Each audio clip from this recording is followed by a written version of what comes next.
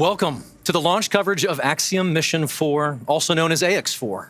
Today is lining up to be a great day to launch off planet Earth, and the clock is actively counting down at Kennedy Space Center in Florida.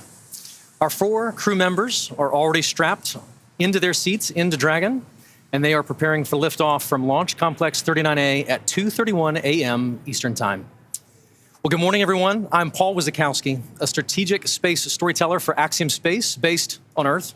And I am very excited to be covering Axiom Space's 4th mission to the International Space Station. And I'm Ronnie Foreman, a senior sales manager here at SpaceX. It's great to have you with us in Hawthorne, Paul. Thank you. It is a pleasure and an honor to be here with you. And honestly, I am excited to help share this story of our 4 dear friends leaving the planet today. Right now, we are sitting just in front of SpaceX Mission Control with teams making the final preparations for our 3rd human spaceflight launch of 2025, just over 5 years since our historic NASA Demo 2 launch. Today, we've got guests from around the world joining us live, along with hands-on demonstrations of some of the payloads aboard the flight, and the very special announcement of our 5th and final Dragon to join the fleet. So with all of that ahead, let's dive right in. Yes, let's do it. So depending on your perspective, this mission has been weeks in the making. There have been a series of efforts, including weather and procedures both on and off the planet, that have needed to align. And today, those things are aligning. But more broadly speaking, this moment has also been months and for some years in the making. And there is a lot of goodness in store on this mission for the Ax-4 crew, which includes members from India, Poland, and Hungary. This morning's flight is each of those nations' first mission to the space station. And after more than 40 years, this is each country's 2nd government-sponsored human spaceflight ever. This historic mission underscores how Axiom Space is redefining the pathway to low Earth orbit and elevating national space programs globally. And while all Axiom missions have supported science and research aboard the space station, Ax-4 will feature the most research and science-related activities conducted on an Axiom Space mission to date, featuring around 60 studies representing 31 countries. Today's mission also marks SpaceX's 18th human spaceflight launch overall. For more than a decade, Falcon 9 has supported 47 missions to the International Space Station with our Dragon spacecraft, starting with our first cargo resupply mission in 2012. And since 2022, SpaceX has supported the next generation of commercial space exploration with 6 private astronaut missions, including 3 private astronaut missions to the space station in support of Axiom Space. We also want to take a moment to congratulate the SpaceX team for reaching 500 completed Falcon missions earlier this month. Over the last 17 years, these missions have restored human spaceflight to the United States, built the Starlink low Earth orbit constellation to provide low latency, high bandwidth communications from orbit for the first time, and with recovery and reuse have radically changed spaceflight. That is incredible to think about. From just say Demo 2 to today on the human spaceflight side alone, that is an incredible accomplishment. It's a great time to be in commercial spaceflight. It really is. Agreed. And we're going to add to that chapter, to that story today.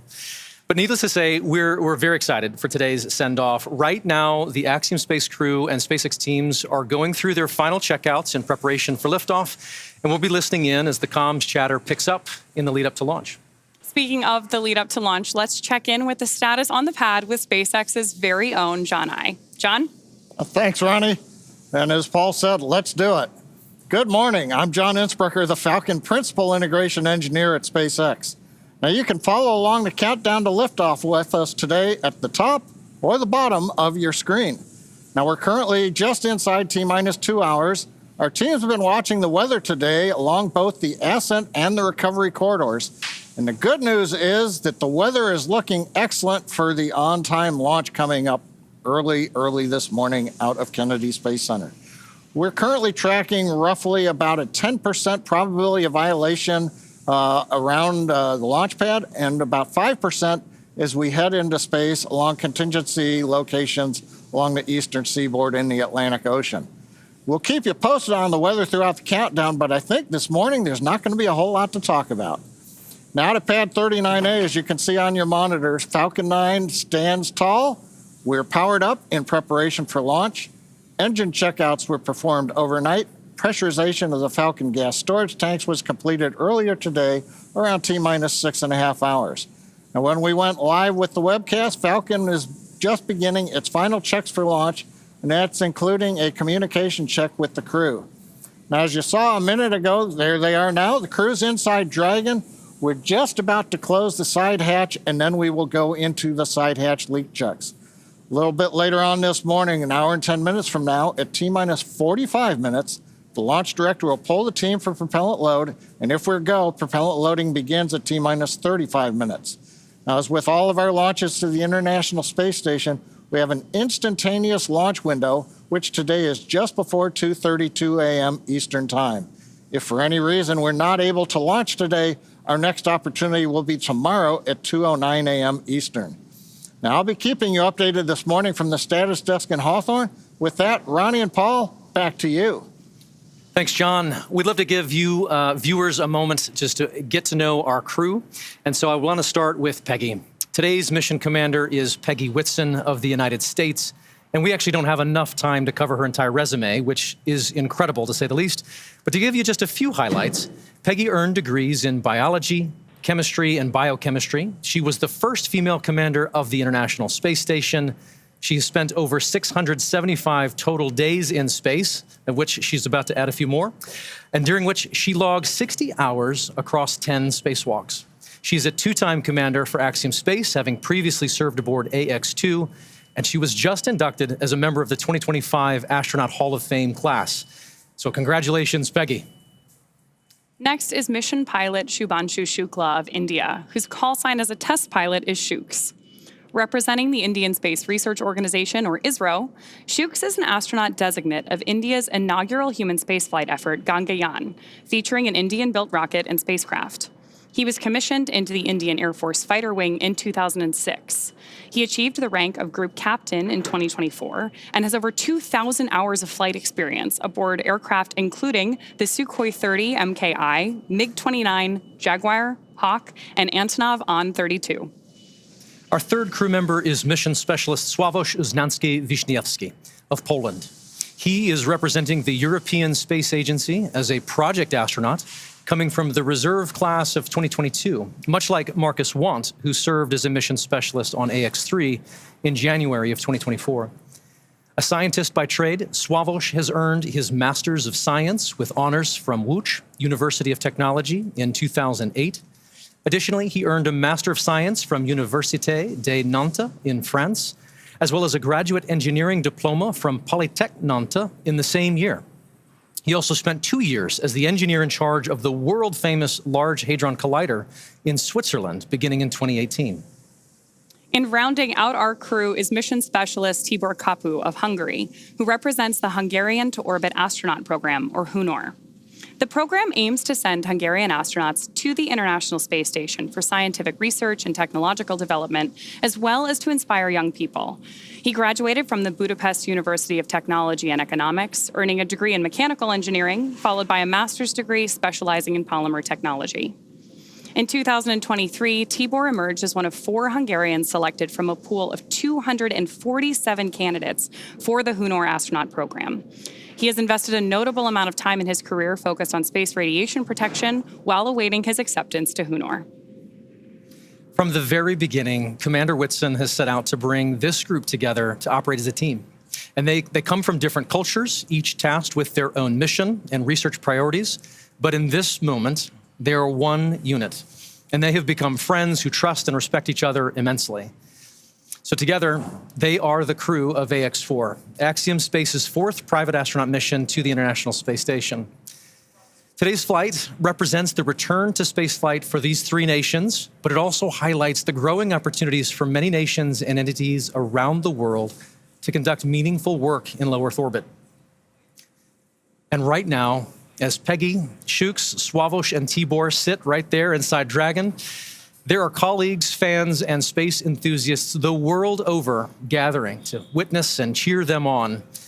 We are just starting to get some visuals from different watch parties around the world, and so naturally, we're eager to show these to you. It's early in the morning for some, later in the day for others, and here we are seeing students and teachers at the Nar Baram Hansre English School in Jamshedpur, India, gathering together to watch Shubhanshu lift off. Well, greetings and namaste, students. And now we're checking in on Poland. The launch party there is taking place inside the Copernicus Science Center in Warsaw. We're waiting for a viewer's perspective because the whole webcast is displayed on the planetarium's dome there. The event is organized by the Ministry of Economic Development and Technology, the Polish Space Agency, and the European Space Agency, so hopefully we'll get a chance to check in with them soon. Yes, we'll check in with them again, I'm sure. As folks continue to gather at these watch parties, as well as others across each country, we look forward to sharing their excitement live again and again as we get closer to launch. Speaking of the excitement as we get closer to launch, I'd like to check in with John I again and get some updates from the launch pad. John? Well, right now, things are continuing to press on. T-minus 1 hour, 50 minutes. We have closed the side hatch, and we are getting ready to start the leak check. Now, we talked about the launch this morning. For the side hatch, the reinspection noted a fiber right now we're as a listening to possible communications cause of on the back channels. issue we saw earlier. So we have obviously reclosed the side hatch, and we're stepping into Okay, the right side now, hatch leak Dragon, check we repeat. talked about an instantaneous As window. are in We need pad an hatch efficient closed, orbit we to are going get to the space repeat station. our health check for launch escape system, so you can expect momentary flight computer state change again, followed by transition back to pad hatch closed. How copy? In your reinspection, you found a fiber, and we are looking forward to another flight computer transition like we had before as you repeat the leak check. Yep, that's a good readback. Yeah, we're listening to Peggy Whitson talking to the ground team at SpaceX. They're getting ready to start the leak check. When they were getting ready to close the hatch, they found a fiber across one of the seals. They cleaned that up. So we're going to press into the leak check now. Fingers crossed that everything goes well. From time to time, we will be hearing the crew talking to the ground or vice versa, so we may stop our commentary right in the middle of everything if we hear something coming up. But I started talking about the instantaneous window, and that's because we need an efficient orbit to get to the space station. And the most efficient way to do that is to launch when the space station's orbit plane is passing over pad 39A. But it also means that you have to launch on a precise second this morning, and that's what we call the instantaneous window. Now, at pad 39A, the Earth is rotating at 900 miles an hour to the east. So if we were to delay launch by 15 minutes, the Earth's rotation alone would take us over 200 miles past the space station's orbit. And the errors you get launching too soon or too late, they're the ones that cost you the most propellant to try to make up. Now, while the orbit that the space station is flying in is going to be directly overhead at liftoff, the actual station may be several thousand miles away in its orbit. But that's a lot easier to fix. As Dragon gets into orbit, its speed will be a few hundred miles per hour different than the space station. And so in several hours, we can make up a couple thousand miles without a problem.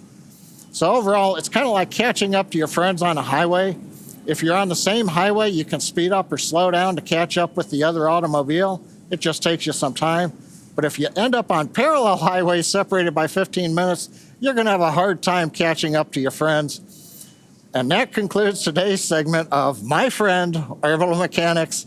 With that, back to you, Ronnie and Paul. Awesome. Thanks, John. After a successful liftoff and orbital insertion, the Ax-4 crew are set to rendezvous and dock with the International Space Station tomorrow at 7 a.m. Eastern. They'll spend approximately 14 days aboard the orbiting laboratory, bringing the total occupancy count up to 11. And upon entering the International Space Station, the Ax-4 crew will be greeted by the current expedition crew members with a welcome ceremony, which we look forward to showing. This will be followed by a handful of onboarding exercises with the station commander, but then each crew member will immediately jump into their scheduled mission timeline. For the next 14 days, every minute of their workday will be scheduled with public engagements, science, research tasks, and a variety of activities that are unique to microgravity. To prepare for this endeavor, this crew has spent the last 10 months working with instructors and subject matter experts to learn every system they will be interfacing with on station. They have studied and practiced every experiment, reviewed and rehearsed every event, all to maximize their time in space. Collectively, this crew is undertaking the largest quantity of scientific research efforts of any Axiom Space mission to date, with over 60 research activities on their timeline, representing 31 different countries. Missions like Ax-4 continue to expand what is possible setting the stage for even greater opportunities to come. At the conclusion of their time on the station, the crew will participate in a closing farewell ceremony and begin their preparations for the journey back to Earth. Currently, that flight is targeting just about 2 weeks from today for both return and splashdown. And so while the teams are progressing towards launch there on the launch pad, why don't we look back at what some of those efforts have been to get them to this point?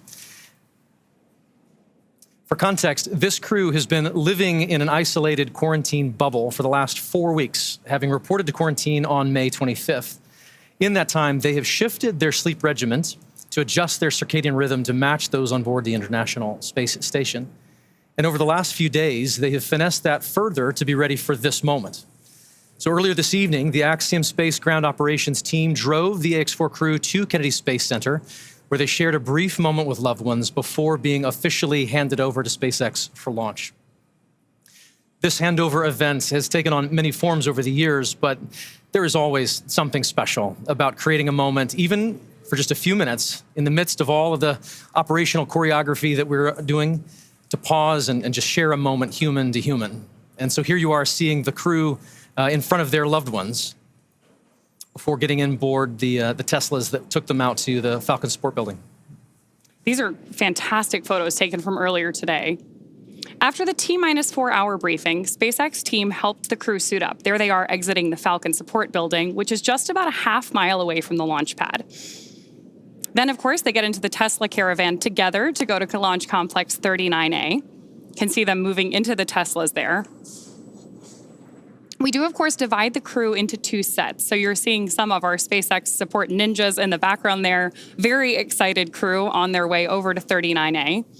Once they reached the base of the tower, they do stop to take in Falcon 9 and Dragon, which is always my favorite shot, is getting to see this crew see their spacecraft for the first time in their suit on the lead up to launch. Here they are walking across the crew access arm before ingressing or entering. Here you are. You can see we've got our SpaceX team is checking the boarding passes of our crew before they get on board today. Peggy's is gold, as I see. You'll notice that Peggy's indicates that she is a frequent flyer with us here at SpaceX. Then, of course, our crew has the opportunity to sign the wall in the White Room, as all the astronauts who have launched from that tower have before them. And then one by one, they ingress or enter the spacecraft. Got some great views here of them hugging this team goodbye. And as you mentioned earlier, Paul, they've been working together with these teams here for the last 10 months preparing for today. You're right. So much of that is not just the work that they're going to do on station, but a lot of that is also just this moment, rehearsing with their closeout crew to prepare for getting into Dragon, and all of these steps have been rehearsed time and time again and practiced. Seeing them walk out, seeing the smiles on their faces right now is just a defining characteristic of this crew. They have really bonded over these last 10 months and really taken every challenge in stride, and you can just see it in their faces today. All of that work is paying off. Yeah, absolutely. Here we've got video that was recorded earlier of us putting those safety harnesses onto our crew. You can think of them kind of like a seatbelt, but they're a little bit more high-tech than that. And then after that, we do attach umbilicals to the capsule, which provide both breathing air and comms to Dragon. Then we step into suit leak checks and comms checks, which were completed earlier today, before rotating the seats into a reclined position for launch. We do that to make sure that the G-forces are going right through the chests of our astronauts to keep them as comfortable as possible on their roller coaster ride to space. Then our closeout team closes and seals the hatch and performs a leak check, which John gave us an update on a little bit earlier. The closeout team has since departed the pad, and final weather checks are coming up at this point, which is needed before that final go or no-go for launch is given. The crew, of course, now with that great shot of them on board your screen, is waiting to get the green light to stow the crew arm for launch and arm the launch escape system. Once our launch director gives that go-ahead, we should get a great view of the access arm moving away from the spacecraft. That's also going to be one of our last major visual milestones that we'll see before liftoff that takes about 2 minutes to complete. From there, we'll hear the call out that Falcon 9 propellant loading is ready to begin, and we will be in that final countdown for launch. Great images here on your screen. Of course, we have Dragon on the left-hand side and live views from inside of our capsule with all of those events that led up to getting our 4 Ax-4 crew members seated and ready for liftoff. Dragon SpaceX, good news. Our second side hatch leak check was successful. And great news there from Mission Control. We are happy to hear that. Great. Green County. So as John mentioned earlier, we did do a second leak check today to make sure that that side hatch was closed properly. And with that confirmation from Mission Control and acknowledgement by the crew, we are moving forward with today's launch.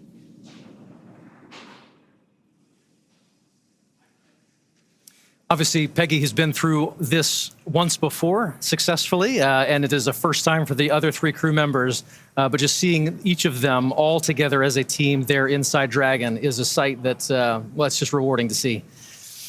We've shared a bit about our crew members on this Ax-4 mission, but to properly introduce them and the space agencies they represent, we're going to send you now out to Axiom Space's Sonia Gavan-Carmaquet, who's joining us from the press site at Kennedy Space Center in Florida. Sonia, you're only 3 miles from the launch pad. How is the energy out there? The energy is amazing. The weather is fantastic. It's a little chilly in this room, but we're just hot for this mission. So we're excited to tell you more about the crew, their missions, and what they're going to accomplish on the ISS. This is a special moment for India, Poland, and Hungary. Let's turn our attention now to each space agency represented on board the Ax-4 mission, beginning with the Indian Space Research Organization, or ISRO. Their crew member, Shubhanshu Shukla, or Shooks, is our mission pilot. ISRO has been involved in space exploration for over 50 years, but only recently has put a clear emphasis on human exploration. Shooks is making that goal a reality today. From the Indian Space Research Organization, Ax-4 pilot Shubhanshu Shukla. Namaste. I'm Group Captain Shubhanshu Shukla. A fighter pilot for 15 years, he was selected as one of 4 Indian astronauts in 2020. Captain Shukla, are you ready for the ride? Will you do some yoga in space like your idol Rakesh Sharma did in 1984? The first Indian astronaut, Wing Commander Rakesh Sharma, traveled to space in 1984. I grew up reading about him in textbooks and listening to his stories from space. I was deeply, deeply impressed by him. This journey that I'm on, it has been a long one for me. And it started out somewhere. I didn't know that this is the path it is going to finally take. I would say that I've been extremely fortunate and extremely lucky to have gotten the opportunities to first fly all my life, which was a dream job for me, and then have the opportunity to apply to astronaut corps, and now consequently be here. The way this worked out for me was that probably a week before we arrived at Axiom was the time I came to know that I will be going. I was extremely excited to be here. I was very, very happy because this was a possibility for me to actually fly to space. You don't know how to respond to such things. Shooks' wisdom, the knowledge that he possesses, he could be 130 years old. For me, having him as my pilot in the Dragon capsule is great. He already has that operational savvy. You know, he's just wicked smart when it comes to spacecraft technologies. He is very focused and he will basically go 1, 2, 3, 4 in a record time. I don't even know how he gets there so fast. The team that I'm flying with on this mission, it is fantastic. I do feel that, I have exceptional crewmates. I will have these crew members for this one flight, but post this mission, these are going to be my friends for life. It has been an amazing journey. These are moments that really tell you that you are getting to be a part of something that is much larger than yourself. I can only say how extremely fortunate I am to be a part of this. It is my sincere endeavor through my mission to inspire an entire generation back home in the country. I want to use this opportunity to ignite curiosity among kids. Even if this story, my story, is able to change one life, it would be a huge success for me. I'm Group Captain Shubhanshu Shukla, and I am the mission pilot for Axiom 4 mission.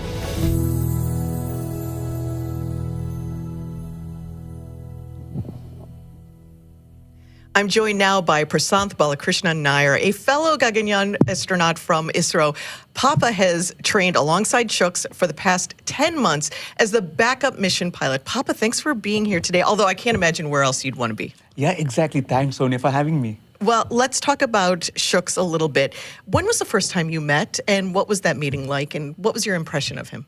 Oh, he's a fantastic guy. So we met a few years back. We are both fighter pilots and we are test pilots. So when we got selected for our own Gaganyaan program, that's when we met.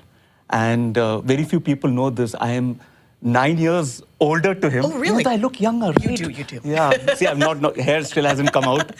Yeah, but that's when we met. And Shooks has been a fantastic guy. In the last 10 months when we have been training here, it has been such a satisfying thing for me to be his wingman, okay, as a fighter pilot lingo. Right. And he's got that drive and that focus in him on what he wants in life. Once he decides, like, for example, to be the first Indian to go to the International Space Station, right, he puts that over there, focuses on it, puts his entire resources and his mind into it, removes all other obstacles, and he's there right now. Well, and that's what he is. That's amazing and shows why he's in that pilot seat. Yeah. Tell me about the 10 months of training that you all went through. What was a point that stuck out to you? What was the overall experience like? The overall experience was, I didn't know whether it was work. It was more like, coming to one big picnic, and imagine you're doing space training. Yeah. And in that, when you can actually make it really cool, at the same time professional, that has been our experience. It's been really marvelous, training with Axiom, NASA, SpaceX, with the other countries, and Peggy. It's been fantastic. A legend. You get to train with a legend. Now, I have seen you do some of the training, but the food training, I think maybe was one of your favorites?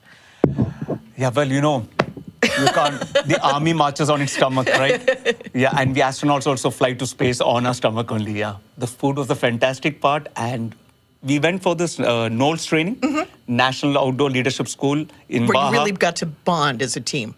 It was fantastic, because we realized it's in such situations when we are kayaking and the weather was down and when the resources are low and the only thing we have to back on is each other. It was fantastic to know each other really threadbare. And it was beautiful, because these are those moments when you train as a team that we come to know not just the strong points, but the limitations. Right. Because when going to space or doing such kind of activity, the most important thing is to know your teammates' weak point so that you can be there to support him. Right. Wonderful. Thank you, Papa, for being here. Good luck to you. Good luck to India. Good luck to the entire ISRO agency. We're here now, finally. Good luck. No, definitely. Thank you for having me. And I want to, on behalf of Axiom and all, give a big shout out to my Prime Minister, my chairman, my wife Lena, and my daughter Nandini, and my parents, and everyone back home. Thank you, everyone, and all my countrymen. Indeed. Jai Hind. Indeed. Thank you so much. Well, let's meet our next crew member. We'll take a closer look at Sławosz Uznanski-Wisniewski and the return to spaceflight for the nation of Poland. Sław is continuing and growing the partnership between Axiom Space and ESA. His scientific background and energetic spirit make him an incredible asset and truly engaging addition to this diverse crew. I think both mountains and sailing, my head gets clear. I'm focused on how to choose my path. How are you? Good, very good. Congratulations. Second peak, 6,000 meters. How's it feel? Good, perfect. How I see the world is out there for us to enjoy it. When we live, we try to understand, and actually this is a lifelong learning. Representing Poland, ESA project astronaut Sławosz Uznanski-Wisniewski. Sławosz Uznanski-Wisniewski. His name is a mouthful, so we quickly gave him the call sign Słav. He is an engineer from CERN. He is a project astronaut. He is a mountaineer. He is a sailor. And he is so good looking after that. Słav is surprised. He is a kind of guy whose country should be proud of. We are the European Organization for Research, known as CERN. What CERN does, CERN studies what the world is made of, colliding these particles and seeing what happens after and what are the smallest building blocks of nature. In my work as an engineer, I try to understand what happens around, how to build better systems, how to solve certain problems, and that's, I think, the way how I look at the world.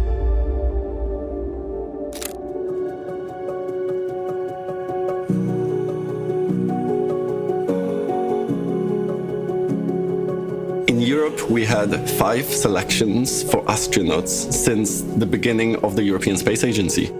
I followed some of the astronauts, for example, Luca Parmitano, when he was changing the cooling system of the AMS detector, the CERN design. I had no idea if it was going to happen during my life or not. I was a scientist, but I was always waiting for this possibility. And the opportunity came up in 2021 to apply, and then Poland chose to pursue a mission in 2023. That was that moment where the whole journey of me being an astronaut started. After 50 years since General Mirosław Hermaszewski's mission, the second Pole in space will be Sławosz Uznański. This mission to the International Space Station is demonstrating the capabilities, but it's also demonstrating the ambition that Poland wants to contribute at the global scale. Today, I represent Poland, but also I represent a generation of Polish people to be able to contribute to technology and science at the global level. Space is for everyone. I am Sławosz Uznański-Wiśniewski, ESA project astronaut from Poland.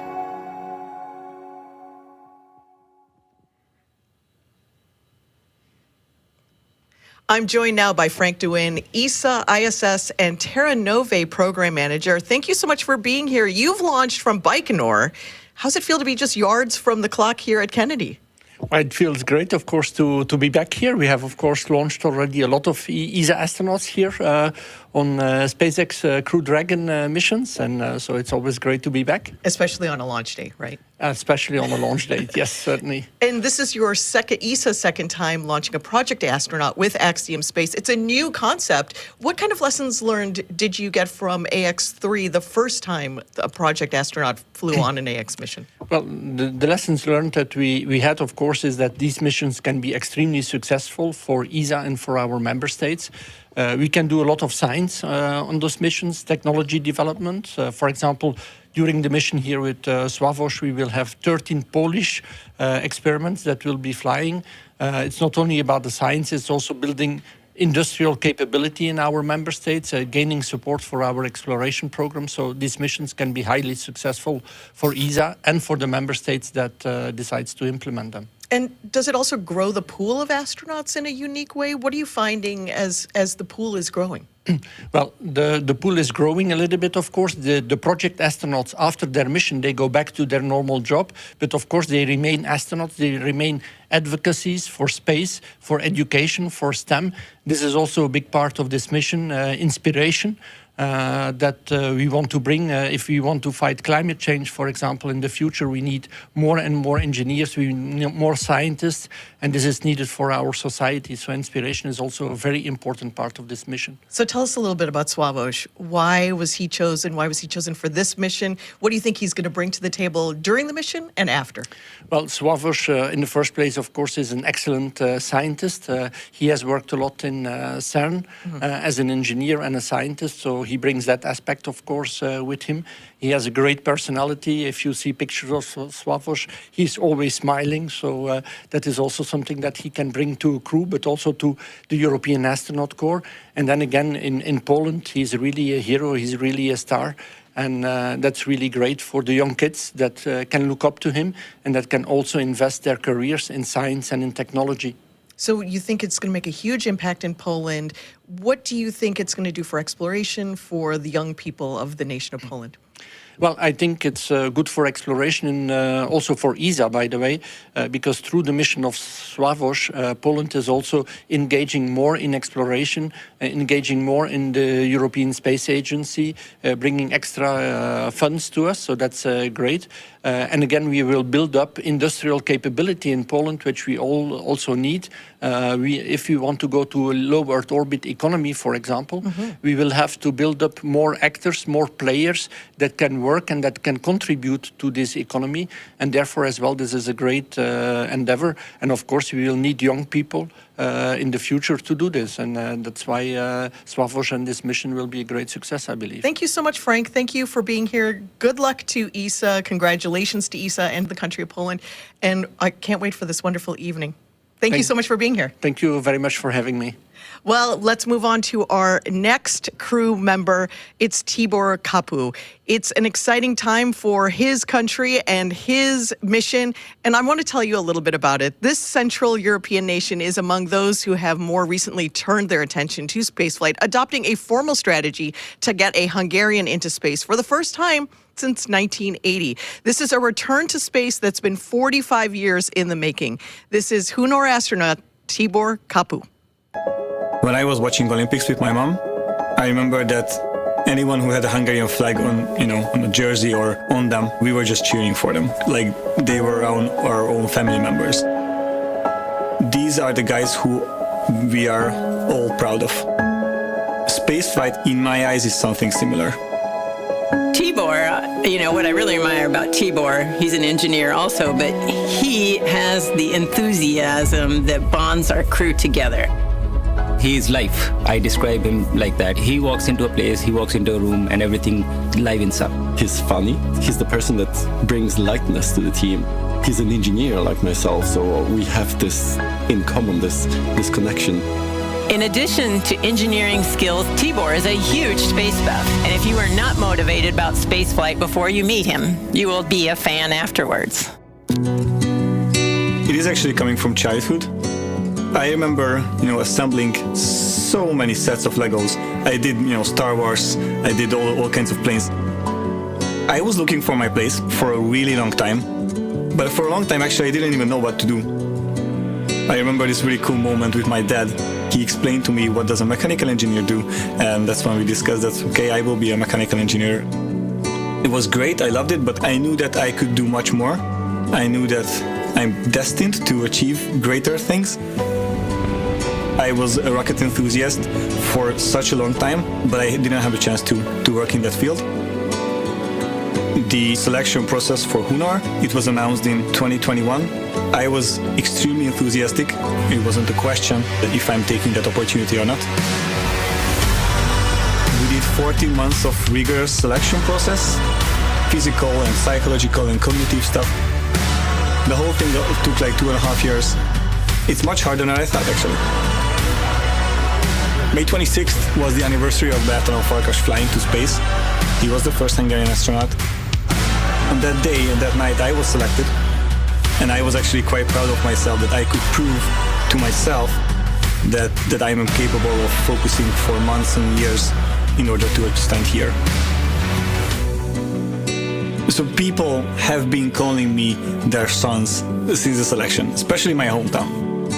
I feel their love, I feel their energy, I feel that they are proud of me. I want to be special for my country. And if it will spark or ignite anything in them, then I think we are doing our job quite well. My name is Tibor Kapu, and I'm mission specialist for Ax-4.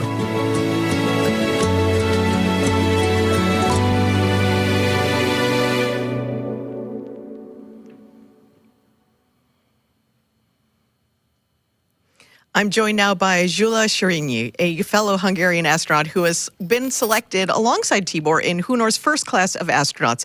Thank you so much for being here, Gyula. You and Tibor were selected around the same time. Tell us what that moment was like. Thank you. It's a great honor to be here. Well, it's a really interesting story because we had a really long selection process, and after the selection, we had 14 months of basic training in Hungary. And even in these 14 months, we've been to the US and we've met Axiom people. We've been to Axiom, and they also were part of our selection. And after that, our selection happened from the four of us, two of us were selected to do the mission-specific training we are here right now and doing right now, preparing for this mission, actually. So this was an amazing journey for us. So the Hunor program only kicked off in 2021. That's a really fast trip to this moment that we're at now. Tell us what that was like. Do you think that this is right on track? Are you excited for the progress that you're seeing? Well, we had to do it really fast because we were not planning for Axiom 4 specifically. We were planning to do a mission. And but Axiom 4 happened, and so we had to jump on expedite. And it was really, really intense for us. But the basic training were finished, and we could continue our training. But we didn't have a lot of time between selection and the Axiom 4 training. We had around just 1 month of period when we were selected and waiting for a mission. And what stands out to you from that training, from the Ax-4 training? What stands out? Something that was really bonding, something that surprised you? From the bonding perspective, if you ask for that, I would say that our nose training were amazing, which was when we were at Mexico with the That's what crew. Papa said, that he loved being He did say that. Yeah. Oh yes, that was amazing but it's a great analogy of being on the space station. You are not a very well comfortable position. With the crew, you have to solve problems. It's really like being on the space station, and so I really enjoyed that part. But we've done so many things. It was an amazing journey. Tibor has a very intense mission when he's on the ISS. Lots of things to do. What's he going to bring to the table when he's on the ISS? So, from Hungary, all of the experiments we are going up there is Hungarian experiments, and it's like a really good opportunity for Hungarian researchers to show and to get their experiments conducted on the ISS in space. And it's like he's going to be doing radiation experiments. He's going to be growing plants in space. So many things. He's got amazing so many things, but bringing along the entire country of Hungary with him into space with all of these activities. Thank you so much for being here, giving us a little peek into your training up until this moment. Congratulations to you, to your entire country. Thank you so much. And now it's time for our commander. Let's introduce you to Peggy Whitson. You may be well aware of Peggy's incredible resume. She brings nearly 30 years of experience as an astronaut and decades more as a leader in technical and scientific fields. A second-time commander for the Axiom missions and the latest addition to the Astronaut Hall of Fame. This is the one and only Peggy Whitson. How does a girl from Beaconsfield, Iowa, with a population of less than 20, become the commander of the International Space Station? I think that one of the biggest lessons I learned growing up on a farm had to be determination, diligence to get the job done. My parents are the hardest working people I knew. They taught me that work ethic and never to quit. Peggy Whitson became the first female commander of the International Space Station. In her career, Whitson spent 675 days in space. She also flew 3 long-duration space flights and served as chief of the astronaut office and commander of the International Space Station. Ax-4 will be her 5th mission to the International Space Station and 2nd time commanding a commercial astronaut mission. Peggy Whitson is a known name. She has accomplishments that I can only dream of. Peggy is one of the most capable leaders that I had the chance to work with, ever. She passes knowledge to us. She knows where we feel strong, where we feel maybe a bit weaker, and she can support us in that. Being a great leader for her is just natural. When I first met the crew, I was very excited by the fact that they could all laugh at themselves. I think that's a really important characteristic, to be able to have a sense of humor about yourself, not to take yourself so seriously. From there, you can do a lot of work. I actually tell the crew a lot about what I think they're going to experience. I think it helps them prepare. But I'm talking about how they're going to feel, how their body's going to react to it. Everybody's going to be souped up to do, 150% of the work. And so I want them to have an accurate sense of what they're going into as they adapt to being in space. My first flight was in 2002. Obviously, as a rookie flyer, I worried a lot about getting everything right. I didn't want to be the one that made mistakes. To me, it's important to be able to share that and relieve some of the stress off of them and try and focus their worry, because I know they are worried as well, on the right things. I've got 3 different countries being represented, and we prioritize each of their countries' objectives so that everyone's needs are being met. And this is a goal of Axiom, and that is to open up space and opportunities to more and more countries. I really consider it almost a dream that we have already accomplished 3 private astronaut missions in 3 years. So I'm really excited to be a part of that. I love working with these young engineers with new ideas. It's a lot of fun. I'm Peggy Whitson, commander of Ax-4.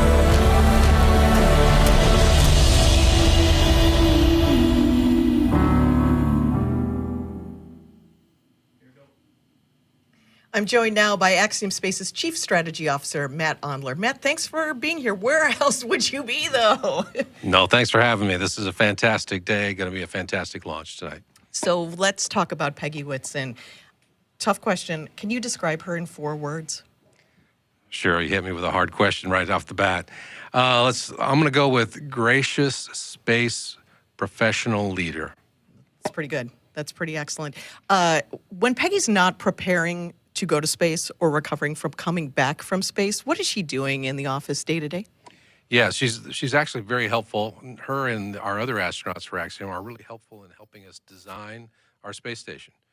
And actually, she gets right back to it. After her last mission, it was only about a week, and I found her in the lab helping engineers. We were designing the payload rack, and those sort of insights from someone who's actually been there and had worked in microgravity are really, really important and valuable for our engineers. And I know just walking around the office, you feel like, oh, it's Peggy Whitson. And then she's working alongside you, and she's giving you great advice, showing you how to be a leader in every single moment. So it's really wonderful to have her, but also watch her on a mission on the ISS. What excites you about commercial space travel? Yeah, there's a lot of things that excite me about commercial space, but one of the things that I think is going to be so amazing and really change the world is the things we're going to be able to make in space that you can't otherwise make. You know, we're flying over 60 experiments on this flight. A few of those are repeat, where we've flown this particular team on all 4 of our missions, and by leveraging microgravity and how it affects cancer tumor growth and stem cell growth, they're discovering novel treatments for cancer. And I think those sort of things are just one of many, many examples that are going to occur once we have a commercial space station up there. So this is our 4th mission. Wonderful to see all the growth from 1, 2, 3, and now 4. What are the opportunities for international partners, for foreign nations? Yeah, I really think that we are becoming the world's space agency and really helping lots of countries emerge in space. This particular mission is a great example where all 3 of these countries have flown 1 astronaut before, but it was all 40 years ago. So almost 2 generations for these countries. And so it's very, very impactful and very, very humbling to be able to help these countries.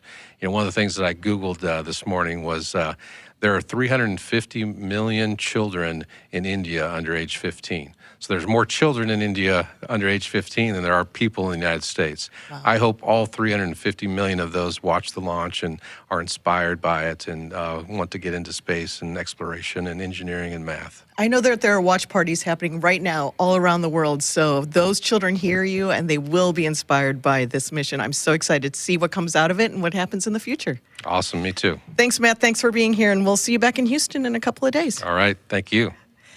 Well, this has been an exciting time to learn about all of our crew members. We're going to send it back to Ronnie at Hawthorne. Thanks so much, Sonia. Now we get to talk about one of my favorite parts of human spaceflight, which is the zero-G indicator. To prepare for the mission, the crew trained at the National Outdoor Leadership School, or NOLS, which takes the crew on a wilderness expedition to help build camaraderie, navigate unpredictable circumstances, and operate in a remote environment. Every crew develops a unique bond in the midst of shared challenges, and as they discovered at NOLS, this one is no different. And as you heard from Papa and Jula, NOLS stood out amongst all of their training. They faced days of harsh winds and challenging weather conditions that limited the range of their expedition at NOLS. But afterwards, their instructor commented how extraordinarily this crew collectively exuded a sense of joy throughout. In spite of whatever came at them, they still maintained this attitude, overcoming each challenge with a smile and a willingness to lift each other up.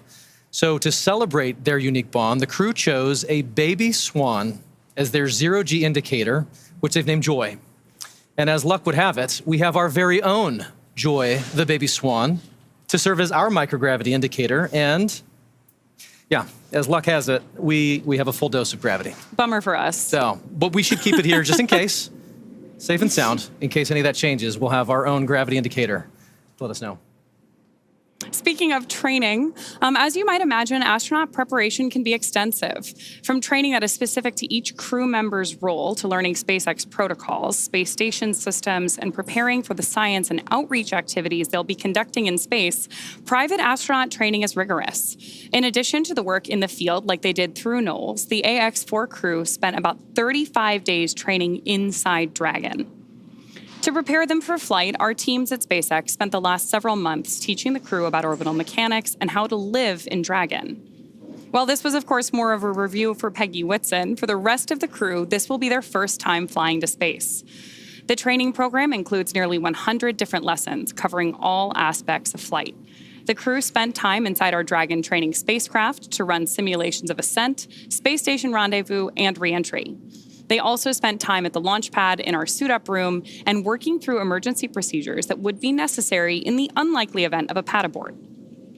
And in addition to the critical training from SpaceX associated with those dynamic phases of ascent and return, Axiom Space facilitated a host of training efforts over the last 10 months to ensure the Axiom 4 crew and all those who support them are ready for their mission on station. Kicking off efforts at Axiom Space headquarters in August of 2024, this crew immediately began to familiarize themselves with the range of teams and systems and operations they would need to become proficient with in order to succeed. So from selecting the food they would eat and learning how to prepare it with the food warming and hydration systems on orbit, to understanding the tools and systems available to them throughout the station, learning every seemingly small detail is critical to ensure mission success. While in Building 9 at Johnson Space Center, the crews learned and rehearsed routine operations, medical procedures, emergency situations, and media outreach engagements. All of these lessons built up to full-scale simulations that were run in coordination with ground teams at Johnson and around the world. And as the name of the International Space Station suggests, specific modules are owned and operated by different nations. The crew traveled to Japan to learn the systems of the Japanese experiment module, also known as Kibo. With hands-on training that culminated in a round of testing, the crew became certified to use Kibo for their flight. The crew then traveled to Germany to earn their certification for the systems in the European module, known as Columbus. As an ESA project astronaut, Sławomir had additional trainings at the European Astronaut Center.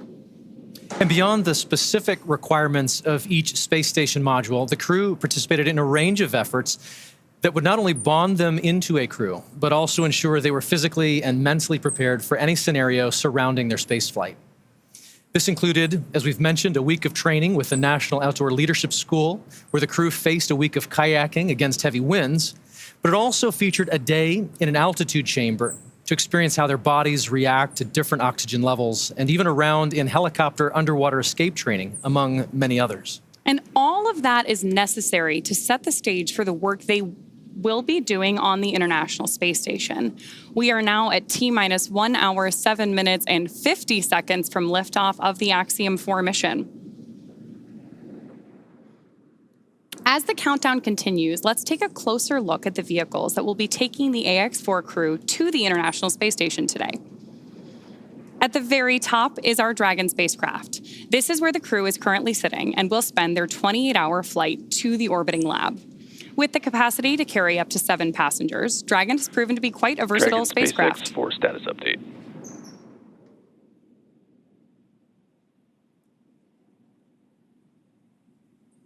We're going to listen into this status Go update. ahead to me. What's the update?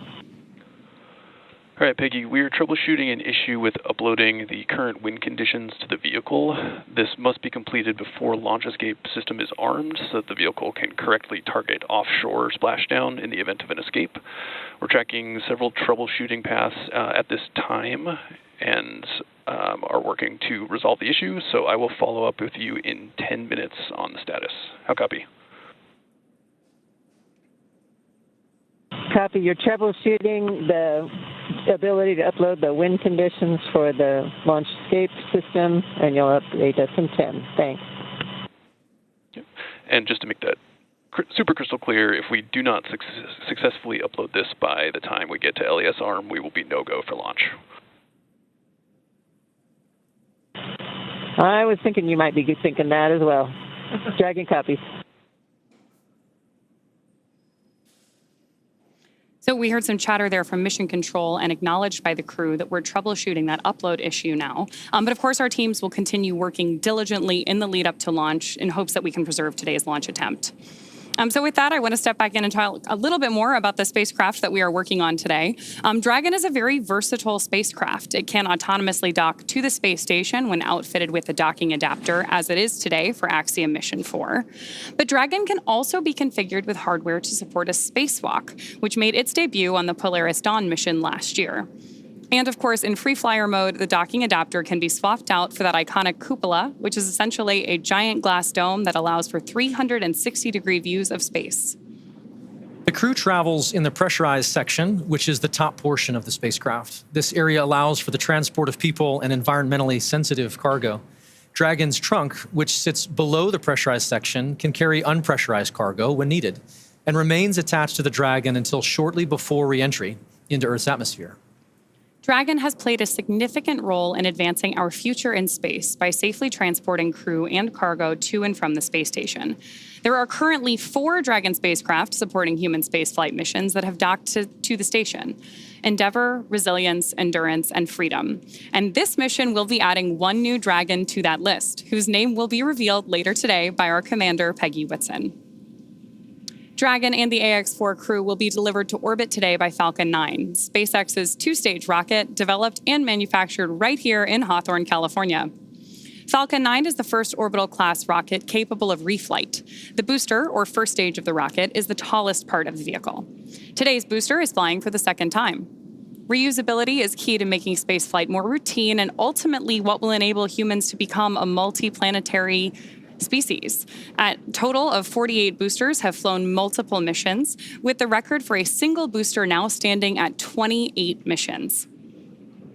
After today's launch, the first stage will be returning to SpaceX's Landing Zone 1 at Cape Canaveral Space Force Station, which is just about 9 miles away from Launch Complex 39A.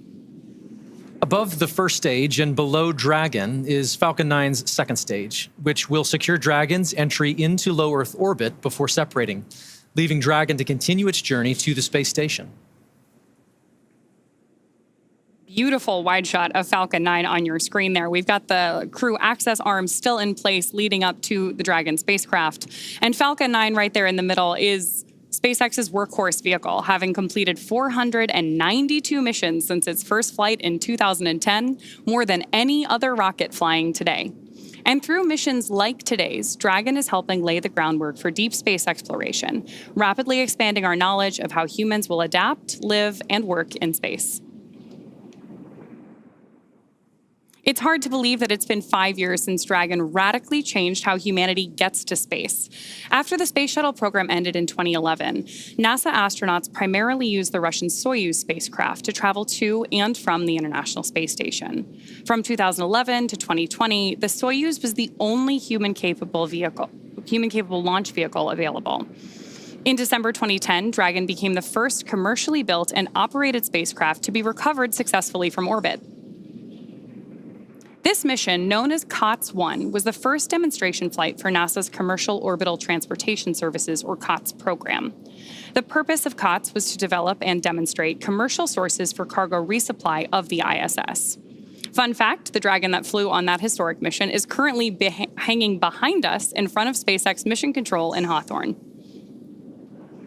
Just 10 years later, in May 2020, Demo 2 launched astronauts from U.S. soil for the first time in nearly a decade. Demo 2 was Dragon's first human spaceflight mission. The spacecraft, named Endeavour, carried NASA astronauts Doug Hurley and Bob Behnken to the International Space Station in the first orbital human spaceflight launched from the United States since that final space shuttle mission in 2011, and it was the first ever operated by a commercial provider. Alongside the NASA missions, Dragon has also flown several private missions to orbit. In September 2021, on the Inspiration 4 mission, Dragon became the first private spacecraft to take an all-civilian crew to orbit. The following year, Dragon flew Axiom Mission 1, the first all-private astronaut mission to the ISS in collaboration with Axiom Space. The first of now 4 flights together with Axiom Space to take commercial crews from around the world to the International Space Station. Then in September of 2024, the Polaris Dawn mission delivered the first commercial spacewalk. And most recently in March, Dragon supported the From 2 and NASA Crew 10 missions. From that first crew mission in May 2020 all the way through today, Dragon has supported 17 human spaceflight missions and flown 66 crew members representing 17 countries. Overall, Dragon has flown 52 missions, carrying over 300,000 pounds of cargo to space. In the history of human spaceflight, fewer than 700 people have ever been to orbit. At SpaceX, we want to help create a future where not just hundreds of people, but thousands and ultimately millions of people can travel off Earth to live and work in space and on other planets. Each of those missions you just mentioned represent truly significant firsts that have helped shape this generation of human spaceflight. And at Axiom Space, we've had the opportunity to provide foundational firsts as well. Working with SpaceX and NASA on all 3 of our orbital spaceflight missions to date, to fully appreciate the progress being made together, it's worth noting that our 3 flights have helped provide greater access and set new precedents worldwide for private astronaut missions aboard the International Space Station, all within the last 4 years. And I'd love to take a quick look back at just a few of these with you now. On April 8th, 2022, just over 3 years ago, Axiom Mission 1 launched aboard Dragon Endeavour on a mission that would span 17 days on orbit, with 15 days of those on board the International Space Station. Led by Commander Michael Lopez Alegria, the crew facilitated 26 research payloads and participated in over 30 STEAM events. Beyond the onboard science efforts, this mission was a pivotal moment for the community at large, serving as a proof of concept for how private operations could be conducted on the orbiting lab in conjunction with the expedition crews living aboard the International Space Station. This was the next step in human spaceflight collaboration. So this was followed up a little over a year later by Axiom Mission 2, which launched aboard Dragon Freedom. For awareness, we're cycling the orbit tank isolation valves to equalize low flow pressure. Dragon copies. Pausing there for that update.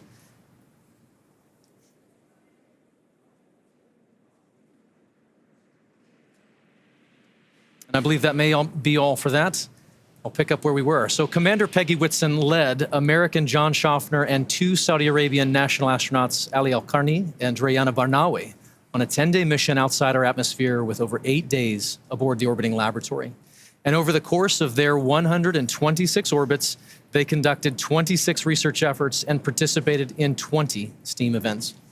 This became the first private mission with government-sponsored astronauts. And last year, in January of 2024, we conducted Axiom Mission 3, which saw Commander Michael Lopez Alegria once again lead a crew to the station. This was our longest flight to date at over 21 days, covering 346 orbits. The crew spent over 18 days on station and worked with 54 payloads, conducted 28 STEAM engagements. Flying once again on Dragon Freedom, this was the first all-European astronaut mission to the International Space Station. And here we are today. With Axiom Mission 4, we add a projected 14 more days of operational flight heritage and make possible an additional 60 research payloads. Each of these flights builds on the one that came before it, certainly, but it also is meant to open up access to low Earth orbit just a little bit more, providing opportunities for more nations and organizations than ever before to participate in human spaceflight. It's the fact that now 11 nations have been represented across our flights that speaks to the success of missions like these. We visited with the crew of Ax-4 to get their thoughts on what our collective future in space looks like.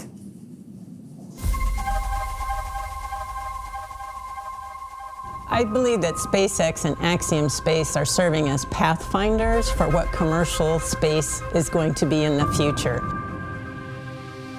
It is like a paradigm shift in how we used to think about space. And companies like SpaceX, Axiom Space are doing things that entire countries have done in the past. SpaceX is a crucial partner that allows us to go to the International Space Station. In general, space is a big team sport, and that collaboration offers more and more possibilities to explore. In our case, this is the Dragon capsule and the Falcon 9 rocket. In the future, it might be different solutions. It has been 5 years now that SpaceX has been sending humans to space. We are using SpaceX technology because we know that it's safe and reliable, and that it will bring us safely to the International Space Station, and not only going there, but also coming back. The end goal for Axiom is to have that mission and presence in low Earth orbit that will enable scientific research, technology demonstrations, and expand what we are doing in space. These precursor missions, like the Axiom 4 mission, are just the tip of the iceberg for expanding in low Earth orbit and way beyond even. Like we say, that space has space for everyone, and this is what it means. And I think that is the essence of spaceflight. I love Peggy's comment there that this is really just the tip of the iceberg. Absolutely. The International Space Station may not last forever, but there's a lot in the works today to enable even more research and more capabilities off-planet. Of course. And so for Axiom Space, missions like Ax-4, as we've said, not only create opportunities for our customers to accomplish their goals in microgravity, but they are also invaluable in developing our teams and our systems for our own future Axiom Station. When the time comes and the International Space Station reaches the end of its operational life, Dragon Space X4 awareness, we are continuing troubleshooting on the wind file upload. It has not been resolved yet. Troubleshooting is continuing. to follow up on that comment we had earlier. Dragon copies, continuing troubleshooting. We are going to keep working this issue in the lead up to launch. So as I was saying, when the time comes and the International Space Station reaches the end of its operational life, SpaceX will help deorbit the orbiting lab. NASA awarded SpaceX a contract to develop the U.S. Deorbit Vehicle, or USDV, a modified Dragon designed to guide the station through a controlled reentry into the Earth's atmosphere to ensure that upon reentry, the station comes down in the intended location and does it safely. But before that happens, there are plans in place where Axiom Space will utilize the remaining operational lifetime of the International Space Station to facilitate a transition to our own commercially owned and operated station. Selected by NASA in 2020, Axiom Space is the only commercial company to attach its privately developed modules to the International Space Station. And here's what this transitional timeline looks like at this point. Our first step will be to attach a module to the station that we call the Payload Power Thermal Module, or PPTM. This module is designed to receive any critical hardware, payloads, or tools from the ISS that the international community may want to continue to utilize. Then that will undock, detaching from the space station and rendezvous with our second module, known as Habitat Module 1. Together, these two modules can support 4 crew members and enable a host of manufacturing and research efforts in microgravity. From there, the station will continue to build out over the following years until we have built out an entire Axiom Station, as you see it there, with a second habitation module, an airlock, the open windows down below, the Earth Observatory, and the research and manufacturing lab. All of this, once fully assembled, allows Axiom Station to enable customers to forge their own future in low Earth orbit. Speaking of our future in low Earth orbit, let's get a status update from John I about today's mission. Well, Ronnie, we're just inside T-minus 53 minutes. We're continuing to count down. Obviously, the thing we're waiting to hear from over the countdown net is the troubleshooting going on with the wind upload of data to the Dragon spacecraft. We heard just a couple of minutes ago, they're still working on it.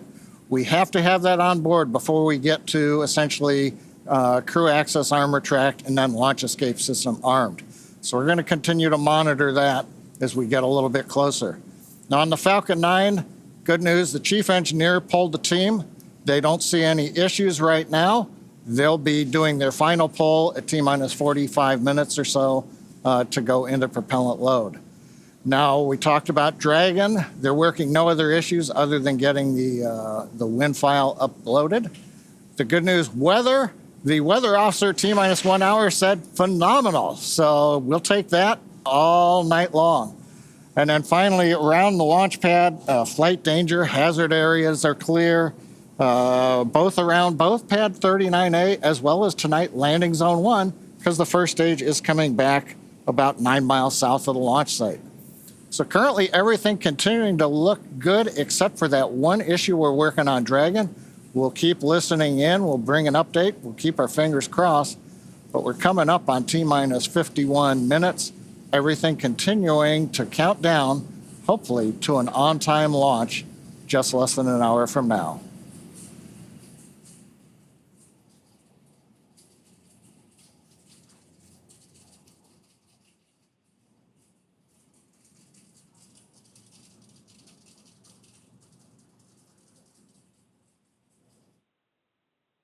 Attention Falcon launch operators. The propellant load and launch go-no-go pole is open in step 11.87 of 1.160.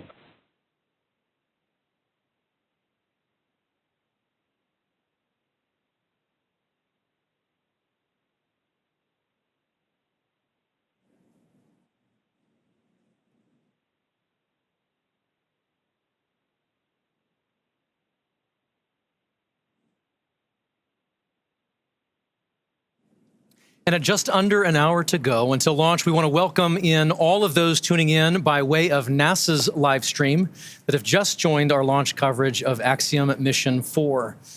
We're joined now by Sandra Jones with NASA Communications from Mission Control at the Johnson Space Center in Houston, Texas. Thank you for joining, Sandra.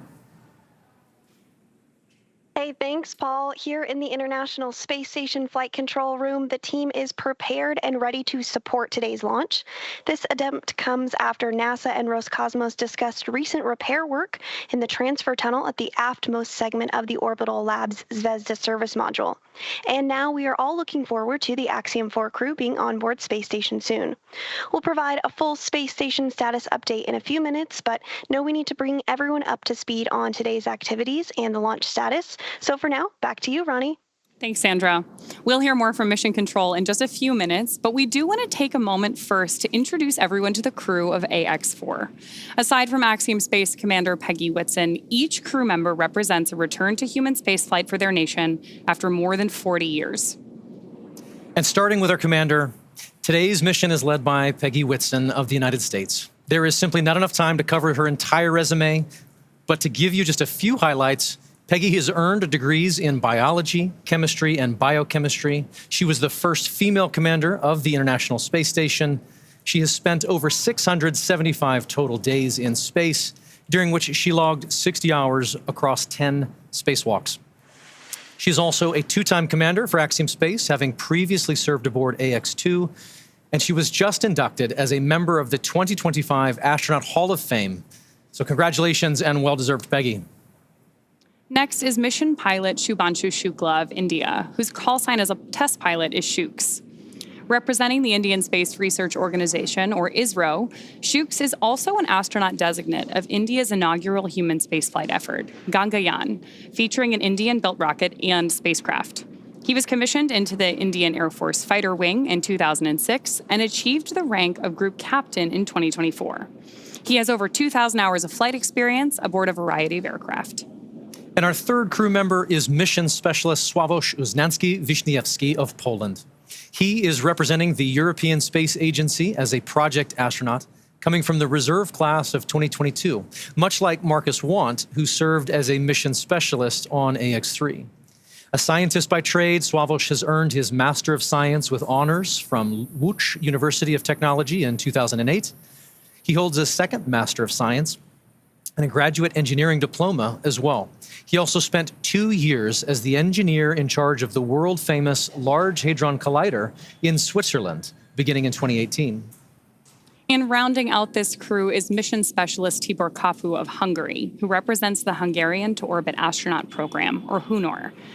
He graduated from the Budapest University of Technology and Economics, earning a degree in mechanical engineering, followed by a master's degree specializing in polymer technology.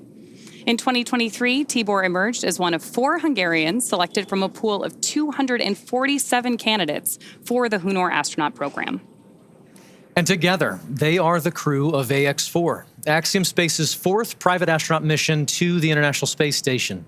Today's flight represents the return to spaceflight for 3 nations, but it also highlights the growing opportunities for nations and entities around the world to conduct meaningful work in low Earth orbit.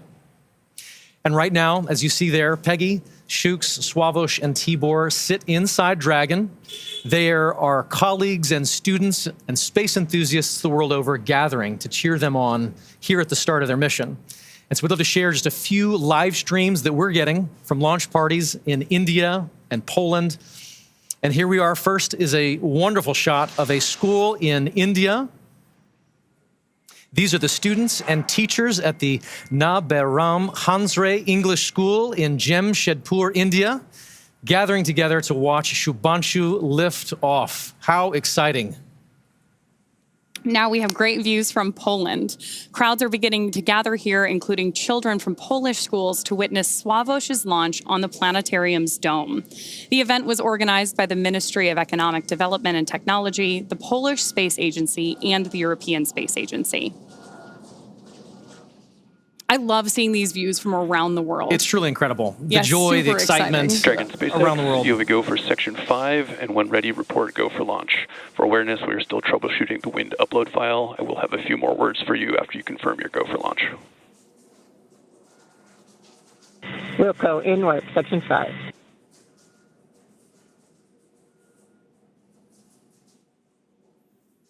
And SpaceX, Dragon, we are go for launch. Section 5 is complete.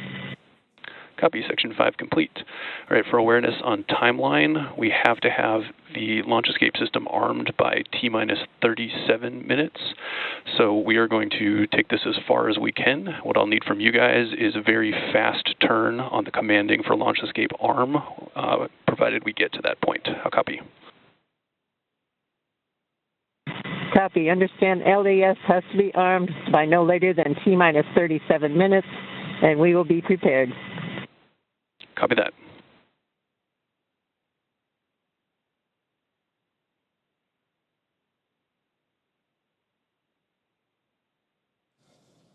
John Itzberger back here at the webcast desk. We're inside T-minus 45 minutes. Right now, we just heard from the Dragon team. They can take it down to about T-minus 37 This is minutes. the launch director on the countdown net. The poll is complete, and the team is ready for crew access arm retract and propellant load and launch, pending resolution of the winds upload issue. For all operators in MCC and Hangar X, both controls are going to lockdown at T-minus 45 minutes and will remain in that state until the LES system is disarmed. All operators are to remain at their console and maintain a sterile cockpit until the ND confirms successful disarming of the launch escape system following orbit insertion or propellant offload in the event of a scrub. For non-urgent no-go conditions, brief the CE or LD and they will approve aborting the countdown. For urgent issues affecting the safety of the operation, operators shall call hold on the countdown net. Launch control will abort the launch auto sequence immediately and proceed until the launch abort auto sequence. At T-minus 10 seconds, launch control will be hands-off and relying on automated abort criteria for the remainder of the count. Operators shall advise the launch director whether structural breakup or fire is imminent or occurring per Dragon manual escape flight rules. Launch control, you may proceed with arming the crew arm for movement. Okay, we're at T-minus 43 minutes, 15 seconds and counting. You've heard the SpaceX launch director giving final instructions to the team. We have cleared our propellant loading pole. Crew access arm retraction has started. And now we've heard, and you can see on the screen, crew access arm is pulling away from the Dragon spacecraft. This is going to take about a minute, minute and a half to retract all the way. Then we'll get confirmation it is in the launch position. The next step after that is going to be the crew, close the visors, confirm that, and then begin launch escape arming. As we mentioned, we want to get launch escape arming finished by about T-minus 37 minutes, which means we've got about 5 minutes to finish troubleshooting the wind upload to the Dragon vehicle.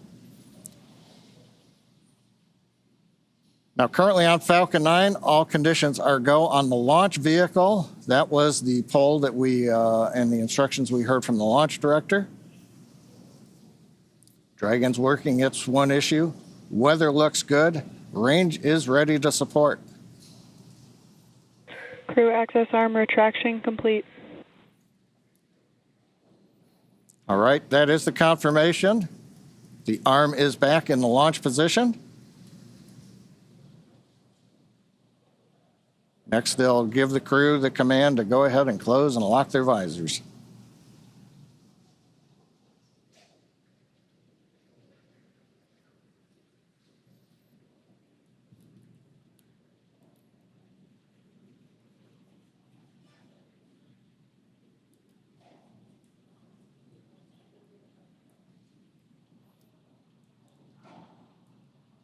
Now, I think right now we're probably waiting just a little bit longer.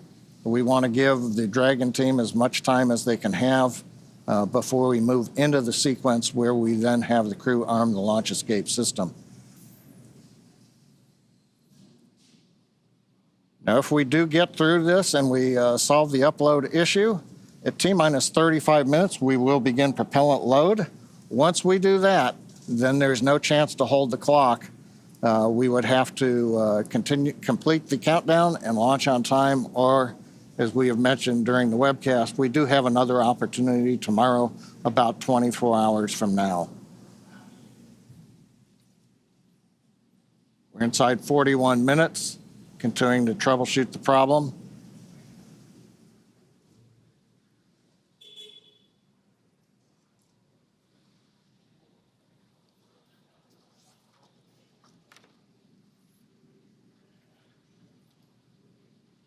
View of the crew inside the capsule on the right-hand side.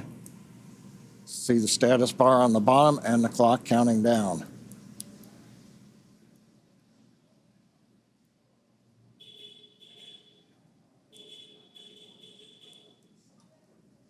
Now, if we get to go, we'll hear then the commands to begin the launch escape system arming. The crew will confirm about a minute later that they're armed. And that'd complete the major events before propellant load would begin at T-minus 35 minutes.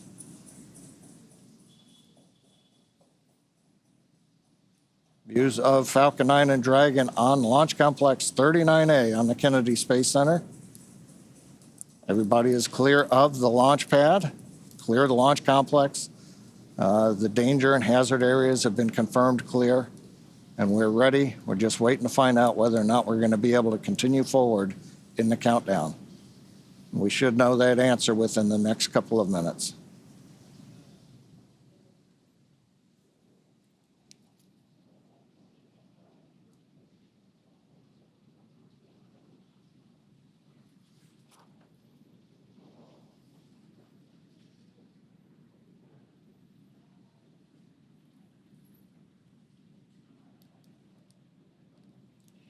Now, if need be, if we do have to hold the countdown, that would be a scrub for the night. Right now, as we talked about earlier, the space station orbit is passing over Kennedy Space Center, getting everything aligned. Dragon SpaceX wind upload is complete. You are go for Section 6, close visors and arm launch escape system. Visors are closed and arming launch escape system now. All right. That's good news. We've got the winds uploaded. Closing the visors, you can see on the screen. We're also going to begin escape system arming. It's going to take about 50 seconds once they get into it.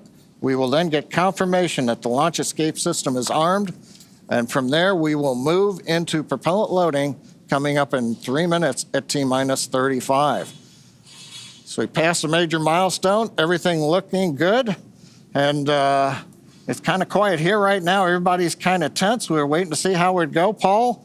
But with that, it looks like we're doing good in the timeline. We have taken a sigh of relief, no extra breath here. Smiles are returning.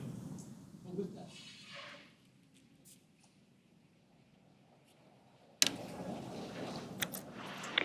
Launch escape system is verified armed.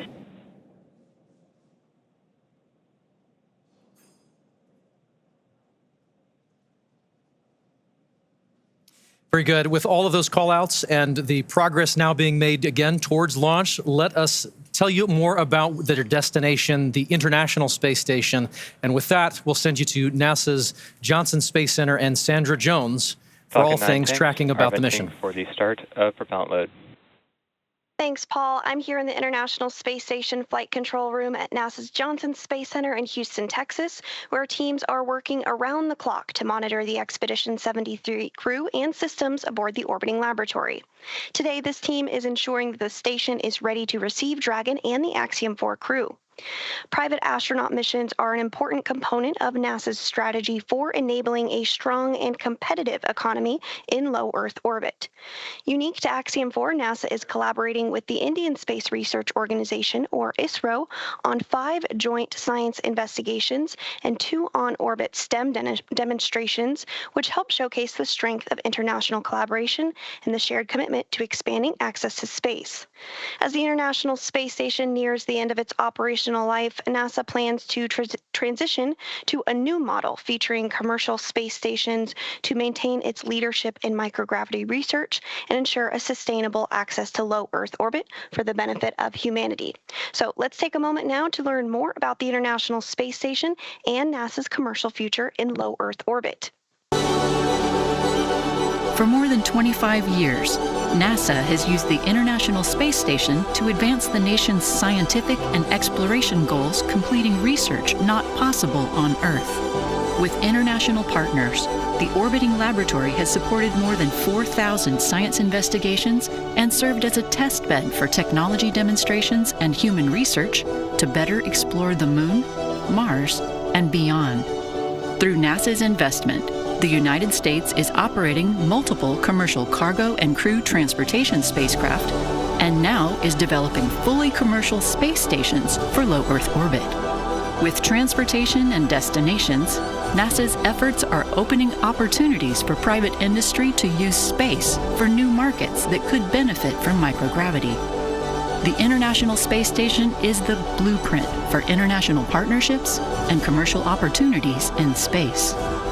As NASA looks to buy services from private industry, the agency looks to the future, exploring the secrets of the universe for the benefit of all.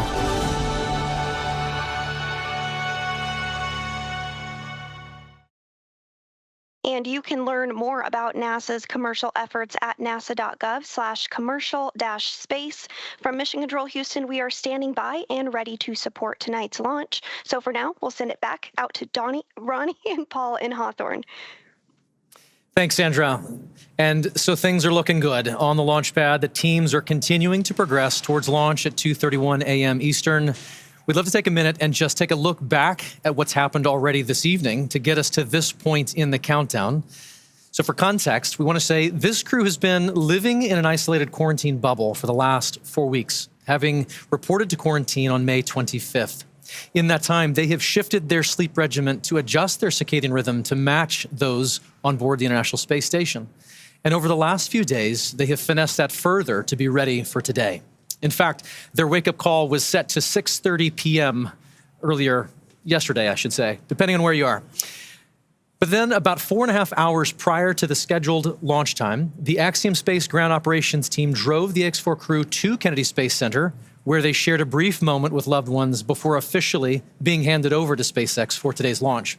This handover event has taken on quite a few forms over the years, but there's always something truly special about creating a moment, even just for a few minutes, in the midst of all of this operational choreography, to pause and share a moment with loved ones. And there you see the team did just that in front of the VAB before getting into the Teslas and riding out to the Falcon Support Building to be ready for launch today. Absolutely. After that T-4 hour briefing, the SpaceX team helped the crew suit up at our Falcon Support Building. You got a video on your screen that was recorded earlier today of the crew stepping out in their suits and waving to everybody there for the first time before getting in our 2 Teslas to caravan over to Launch Complex 39A. They do ride in pairs over to 39A, often accompanied by members of our launch closeout team, who you see there as the crew celebrates that they are on their way over to launch. Once they reached the tower, they ascended up to the Dragon spacecraft and were able to make one last phone call before signing the White Room wall. Here you see the crew walking across the crew access arm, getting their boarding passes handed to them and checked by our closeout team. You'll notice that Peggy Whitson's is gold because she is a frequent flyer with us here at SpaceX. And then once our crew ingressed Dragon, we completed suit leak checks and comm checks before rotating the seats into the reclined position for launch.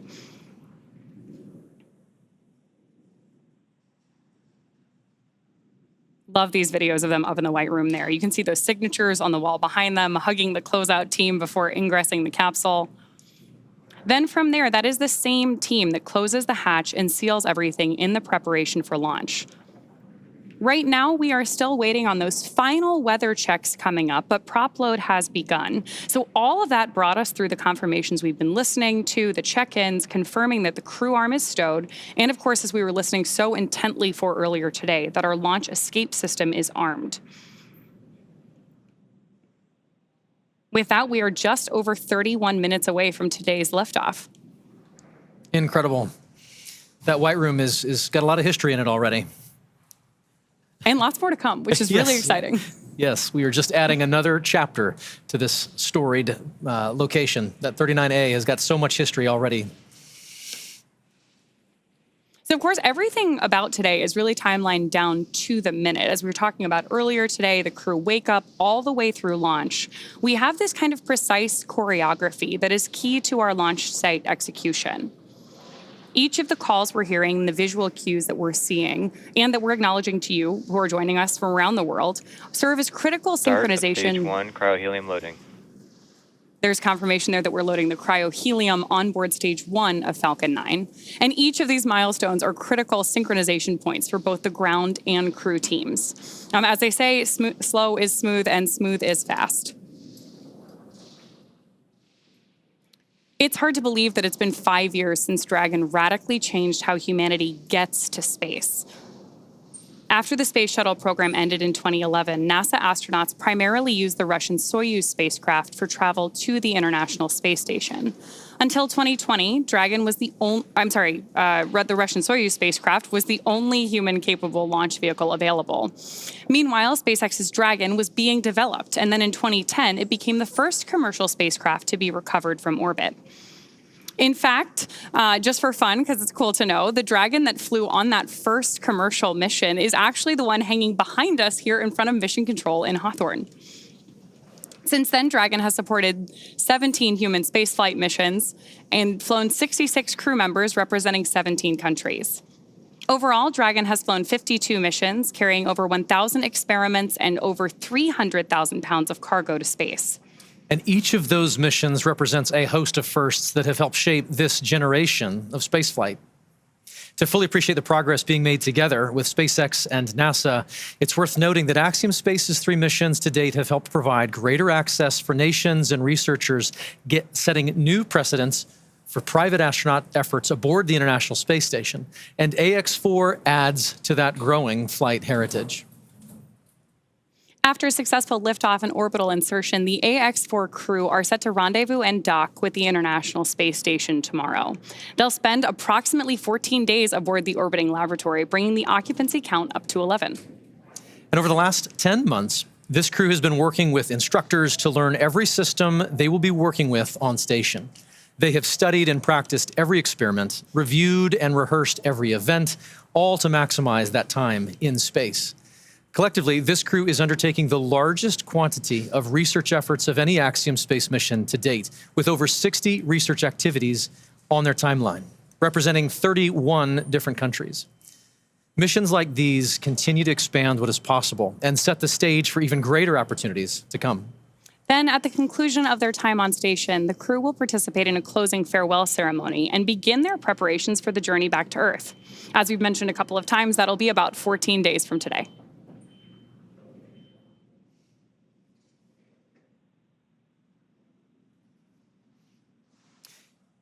Each mission to the International Space Station is rooted in singular unifying purpose, to explore and learn together as a team. And that is one of the things that I absolutely love about human spaceflight.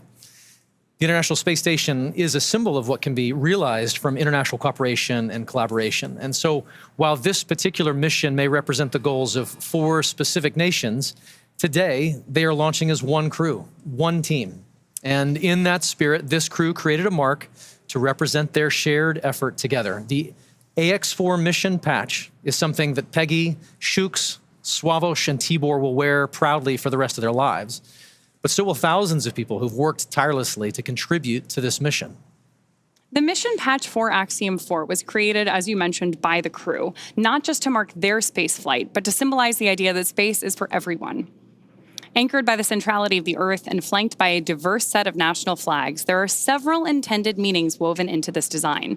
For instance, the 7 stars represent the 7 continents and point to global inclusivity.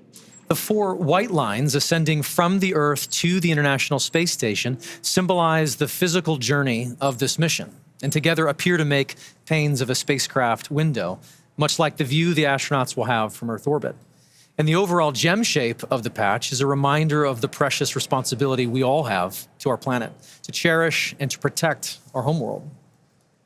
And in addition to the mission patch, another favorite tradition of human spaceflight is the zero-G indicator. To celebrate their unique bond, the Ax-4 crew chose a baby swan as the zero-G indicator, which they've named Joy. And today, we have the opportunity to have our very own Joy joining us to help us keep an eye on the gravity levels here in Hawthorne. And so far, pretty stable. Yeah, all systems nominal, I would say. Very, very nominal. Yes. So as we await our T-0 in a little bit more than 25 minutes, our ground operations teams are doing a final series of systems checks to make sure both Dragon and Falcon 9 are ready for launch. Let's take a look at what the ascent portion of our mission today will look like. Start of Stage 2 cryohelium loading. Brief announcement on Stage 2 loading.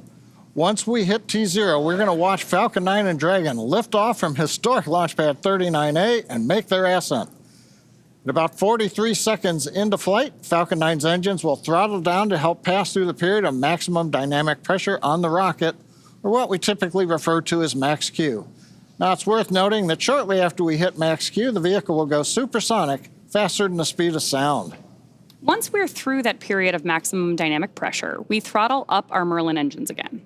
From there, at about 2.5 minutes into flight, we have a series of 3 events that happen in rapid succession.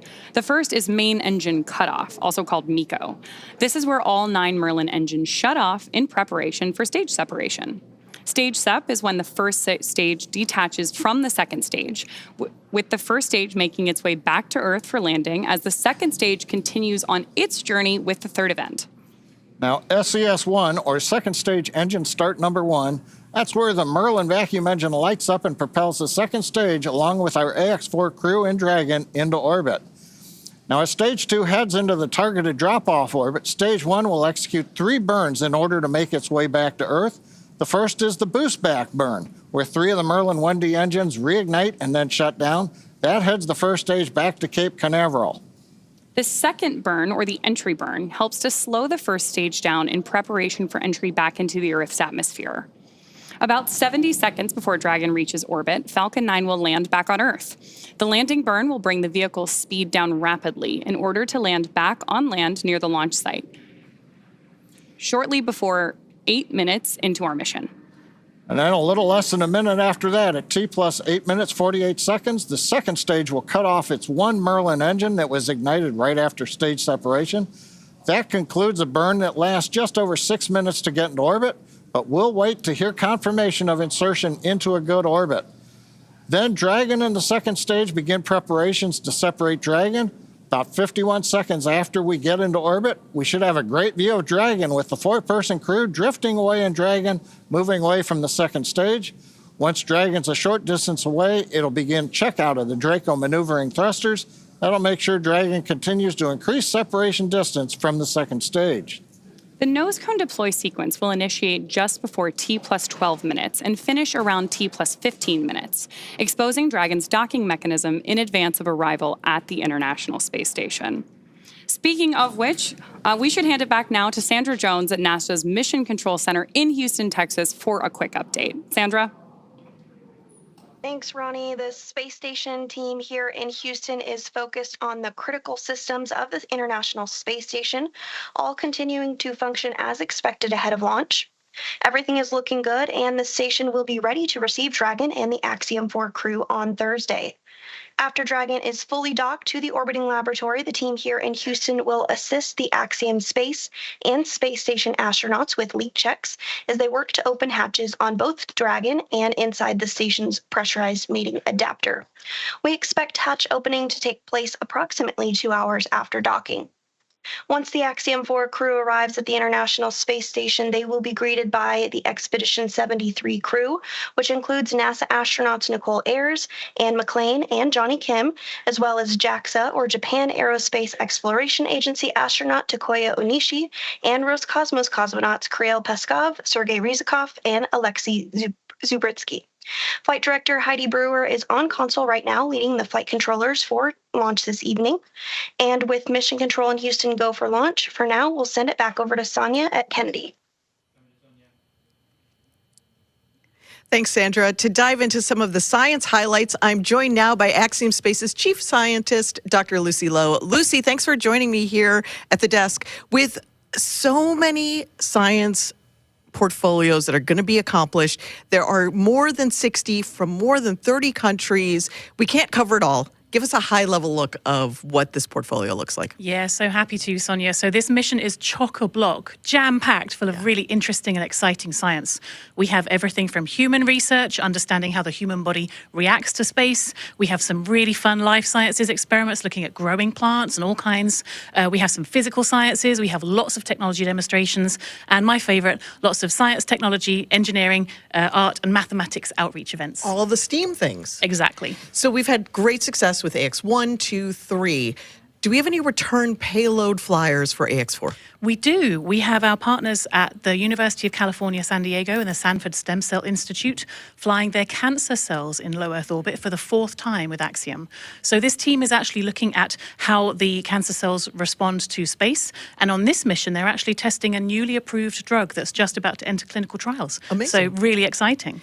So let's take just a brief look at each of the country's portfolios. Let's start at the head. At the top. Okay, off we go. So we're going to bring on our willing participant who is going to model, our lovely assistant who is going to model one of the experiments from this portfolio. So Israel here is wearing a functional near-infrared spectroscopy cap, which has optodes in the top, which can actually look at how blood is moving around, which is a correlate for neural activity. So it's a way to actually monitor brain activity in space. And what the team is doing is looking at these signals and how they're going to collect the data. And they're actually creating what they're calling a brain-computer interface or a brain-machine interface, which could be really interesting and useful not only for future exploration missions, but also for applications back here on Earth. So, for example, for rehabilitation after neurological disorders. And which country's portfolio is this from? This is from ESA and the Polish Space Agency. Amazing. So what is ISRO doing? What's their portfolio look like? So ISRO has a very, very busy portfolio. So Shucks is going to be doing lots and lots of research throughout the mission. So their team is going to be looking at cyanobacteria and microalgae, and they're going to be looking at how these could be used for food or for fuel or for potentially even life support systems on orbit in future. The team is also looking at muscle cells. They're seeing how muscle cells respond to access to microgravity. So when the human goes into space and there are changes, physiological changes that happen very quickly that can impact the muscle cells. And so the team is going to be looking at some of these changes to muscle cells in space and then applying that understanding not only to developing countermeasures for future crew, but also to take that learning and then understand more about diseases that might affect muscle wasting back here on Earth. I wish that this was on so we could see if anything was lighting up with Israel. Thank you so much for helping with this. I'm going to turn this way and I'm going to get the Dairos B project. Israel, thanks for joining us here, showing off the headset there. This is fascinating. While I manipulate this, like they're going to do in space, which basically makes me an astronaut, I'm going to also hum Bach. You should do. So This is a project from Hunor flying this research. And this is actually looking at fluid dynamics in space. So we've put this tape on for artistic purposes. Tibor will not have this disco tape on orbit. But in space, what is going to happen is this will be surrounded by a ball of water that's going to have microparticles embedded in it. And as a video is recording and he's turning the handle... To music. To music, exactly. The tempo at which he's turning the handle is going to increase, not too much. Okay. as he's listening to bark. So he's going to know exactly how fast to turn the handle. And so the insight from research like this is going to help us understand some of the fluid dynamics around large bodies such as Saturn in our own solar system. So it's not just for fun. It's We're not gonna just learn for fun. things. It's all very important. If there is a researcher who's watching now and says, I've got research that I want to get into low Earth orbit, how do they do that? They come talk to us. Go onto the website, get in touch, and we'd love to fly more research like this and do more cool science in space. Such cool science. Thank you so much, Lucy, for making it just understandable for the general public, and we can't wait to see how it all plays out over the next couple of weeks. Thank you. Thanks, Lucy. And, you know, the Ax-4 mission is very exciting, and the families and friends want to be here, but some of them couldn't. So we want to share with you now just a little taste of the friends and family who are cheering on the entire Ax-4 crew. Peggy, Shooks, Swa, and Tibor. A great group of teammates who are doing great things for their countries. And here are the folks who have been supporting them all along the way.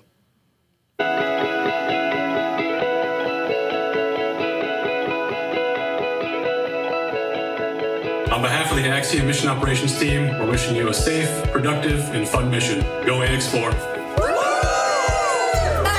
Papa, you are our hero. Tara api prapiante. Cześć Sławosz, kochany synu, jesteśmy z ciebie bardzo dumni. Kisfiam, büszkék vagyunk rád. Várunk vissza. Nagyon szeretünk. Hi Shooks, we are super excited about your visit to space. Come back triumphant. We'll all be cheering for you the whole while that you're there. Good luck from Iowa. We love you, Aunt Peggy. Your flight is our future. Your flight is our inspiration. Hi Sławos, we are about to do something truly out of this world. We are all here rooting for you. Go chase those stars and make the mission unforgettable.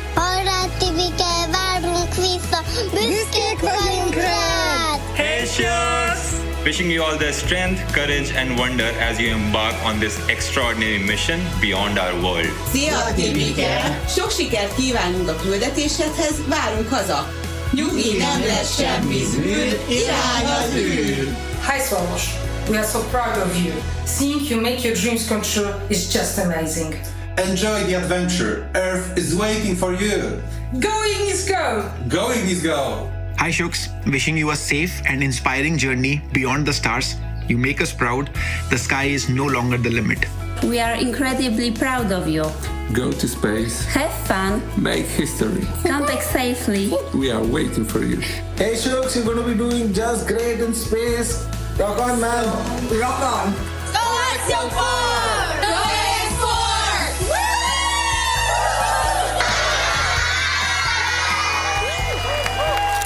Greetings from India.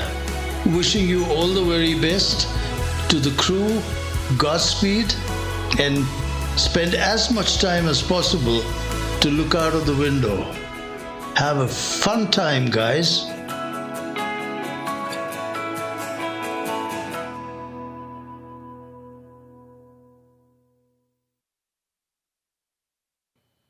It goes without saying how much these crew members mean to their countries. For now, let's send it back to Paul at SpaceX Mission Control in Hawthorne, California. Paul? Sonia, thank you so much. What great commentary from Lucy and all of those portfolios coming together. We're excited to see this team get to work on station. And as we know, spaceflight has a rich history of traditions. We've spoken of about a few, from the zero-G indicator to others. We started this next tradition for Ax-2, and we're excited to continue that today. It's a special thing to be named as a commander to anything, but being the commander of a 4-person crew that has completed months of training and is about to defy gravity and set sail for the International Space Station, it's truly out of this world. Peggy has some thoughts she wanted to share here in this moment, just a few short minutes from launch, and here's Peggy. As commander of the Ax-4 mission, I want to thank everyone who has contributed to our journey. This mission to the International Space Station would not have been possible without the hard work of so many incredible teams. First, I want to extend my heartfelt gratitude to the teams at Axiom Space. Their talent and dedication shines through every unexpected challenge, the countless hours of work, and every task at hand to ensure the safety of the crew. The team's determination and commitment to achieving the highest standards inspires me every day and reminds me why I joined the Axiom Space family. To our partners at NASA, your expertise and support have been invaluable, ensuring that we are fully prepared to live and work aboard the space station. The comprehensive training programs provided by NASA have given us the skills needed to thrive in the unique environment of space. Thank you to SpaceX for providing the cutting-edge technology and reliable transportation to take us to space and bring us back home safely. The hands-on and in-depth training have ensured that we understand the Dragon systems thoroughly and confidently. We also owe a great debt of gratitude to our international partners. Your collaboration and contributions have been essential in our training to ensure mission success. Lastly, to all the other teams involved, from engineers to scientists and everyone behind the scenes, your hard work and dedication have not gone unnoticed. You're the unsung heroes of this mission, and we are deeply grateful for your support. Thank you all for your tireless efforts and for believing in the Ax-4 mission. Together, we're realizing the return for 3 nations and paving the way for a bright future in low Earth orbit. Thank you.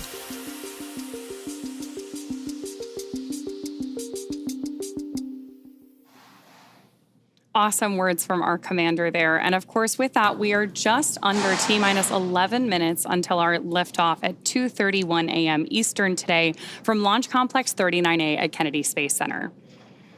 Just in case you are just joining us, right now on your screen, you have a live view of Falcon 9 with our Ax-4 crew safely tucked in the Dragon space capsule atop the vehicle. At this point, we are coming up on terminal count. Our crew access arm has been moved out of the way and our launch escape system is armed.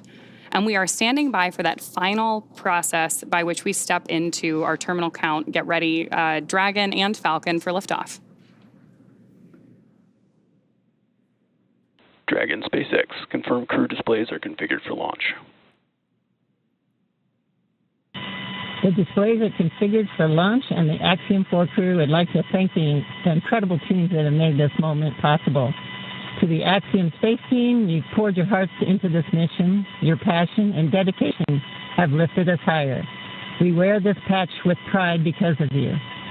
To NASA, thank you for the decades of knowledge, the training, and the trust. You've shaped generations of explorers, and we're honored to carry that legacy forward. To SpaceX, thank you for giving us the wings to fly and the confidence for a safe return home. And to our international partners, thank you for standing with us across borders, united by shared purpose. And to every person behind the scenes, engineers, trainers, families, and friends, you are the quiet force behind this mission. We carry the hopes of many with us. As we realize the return, we will bring those hopes home to you. Thank you. Peggy, Shooks, Suave, Tibor, from all of us that are staying here on the ground, we look forward to your mission. All the hard work from our teams culminates here, so good luck, enjoy the ride, and science the heck out of all your experiments.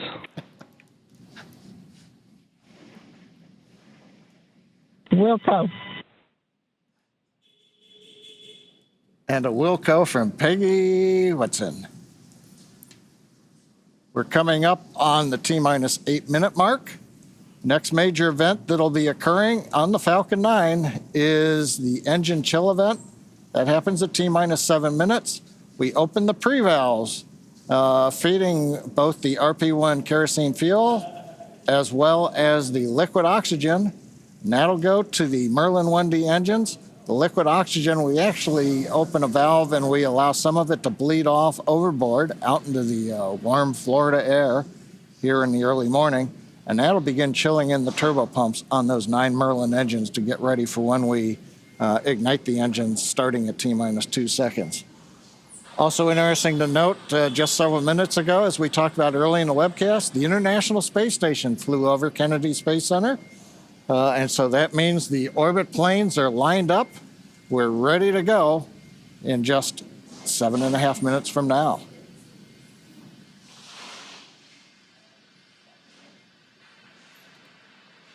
Now, while we're getting ready to open the pre-valves, which is one of those what we might call significant events in the life of the Falcon 9 as we count down, we'll also be chilling in the upper stage engine. We'll hear that call out also in flight when we do some additional chill in at about 1 minute and 52 seconds. Engine chill has started. There's that engine chill announcement from Mission Control right on schedule. So now we just got about 50 seconds left as we continue to load RP1 onto the first stage. Falcon 9 is powered by liquid oxygen and RP1, which stands for Rocket Propellant 1, which is a highly refined type of kerosene. By the time we reach liftoff, Falcon 9 will have approximately 1 million pounds of fuel on board and will be burning 700 gallons of fuel per second at liftoff. Stage 1, RP1 load complete. There's confirmation there from Mission Control that we have RP1 load complete, and you're seeing great reactions from the Ax-4 crew there on the right-hand side of your screen with each one of these call-outs. You can tell that they are just as excited as we are to get them on their way to space. A lot of time rehearsing, and now we're down to the last 6 minutes. We're also seeing some of the moist air as it condenses around the cold tanks. You can see that just at the top, Dragon above the second stage. Next major event coming up, Dragon is going to configure for terminal count, and they'll move on to internal power. Those are the batteries. We do have solar arrays, and you can see them right now as some of the mist clears. You can see the black portions of Dragon. So we've got solar arrays on part of the Dragon trunk, and then we also have batteries inboard.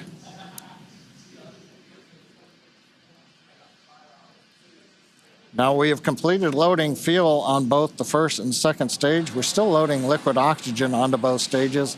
That'll wrap up at the T-3 minute mark and the T-2 minute mark. But right now we're waiting to hear the final updates to the crew. Falcon 9 propellant tanks are pressurizing for strong bag retract. That's good news for Mission Control. Dragon is in configure for terminal count. There we heard that we are pressurizing Falcon 9 for strong back retraction. The strong back is the tall structure standing right to the left of the rocket right now. And we pressurize Falcon 9 so that we can begin to retract that support structure away from the vehicle ahead of liftoff. Great view there of Dragon sitting Strong back retract has started on top of Falcon 9. And we'll look for those clamp arms around the base of Dragon just beneath those solar panels John was just talking about to begin opening up so the strong back can pull away. The strong back is used both to move Falcon 9 out to the launch pad ahead of liftoff and to provide all of the fuel and comm umbilicals that we're using in the lead up to launch. There are those clamp arms opening up. And then we'll see the strong back pull just about 2 degrees away from Falcon 9 in the final lead up to launch. Then at liftoff, it'll move to a full 45 degrees away from the rocket. Great live shots there of the capsule on board the rocket here. Yeah, Ronnie, it takes about 20 seconds for the hydraulics to open up those clamp arms that held onto the second stage. Then about 30 seconds, it's hard to see, but that strong back will move just a couple degrees away. And with that, we are just about 30 seconds away from the expected call out that LOX load has been completed on board our first stage.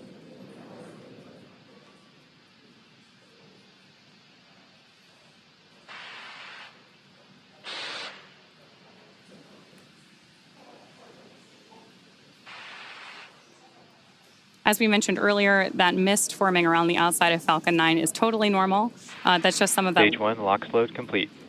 Some of that liquid oxygen that has now been fully loaded on board to stage 1, venting out into the warm Florida air and condensing into clouds. So we continue to check off events here in the last minutes of the countdown. Dragon is in terminal count and is on internal power. And the confirmation a minute ago, we started the move into transition. And there on the left side of the screen and the right, you can see some of the watch parties, Paul. Yeah. Absolutely. On our left side of the screen, you can see the school in India. And then the right side of the screen is the planetarium in Poland with students and fans of this crew cheering on what's about to be a momentous moment. Good in the planetarium, keeping it dark in there for them. Okay, we're waiting to hear the confirmation that second stage LOX load is complete. That should be coming up momentarily. Stage 2, LOX load complete. There's that confirmation from Mission Control right on schedule. So the next major visual milestone we're likely to have from the outside of the spacecraft is going to be venting. Dragon is in auto idle. Confirmation there from Mission Control that we are in auto idle on board Dragon in that final minute and a half before launch. Now, we are expecting gas closeouts to be followed by some loud venting, and we're likely to see a larger cloud of liquid oxygen. Gas closeout has started. Expect loud venting. There's instructions to the crew, also right on schedule. And a great nighttime shot of Dragon sitting there at historic Launch Complex 39A with the Ax-4 crew safely tucked inside with just over a minute to go until liftoff. Seated left to right inside Dragon from this camera's perspective, you have Tibor Kapu there on the left-hand side. Then beside him is our pilot, Shubhanshu Shukla. Then to the other side is armed. Falcon 9 is in startup and is now controlling. Is Commander Peggy Whitson. And Dragon then on the far side is Sławosz Wisniewski of ESA. Dragon, SpaceX, go for launch. Ax-4 is go for launch. That is great news for Mission Control and from our crew on board Dragon. With that, we are just at T-minus 30 seconds. To lift off of Ax-4. Let's go Ax-4. 15 seconds.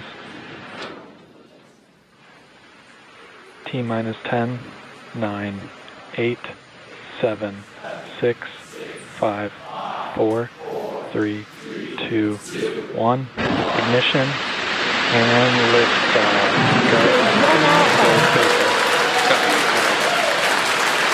For three nations, a new chapter in space takes flight. Godspeed, Ax-4.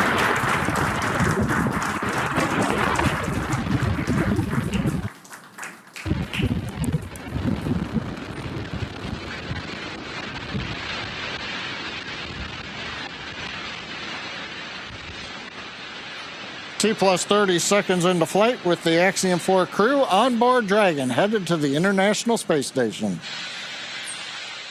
Waiting to hear callouts from the Falcon 9 engineering team. Power and telemetry nominal. Stage 1 throttle. We're throttling down the 9 Merlin engines. We're into the throttle bucket, preparing for max Q. Max Q.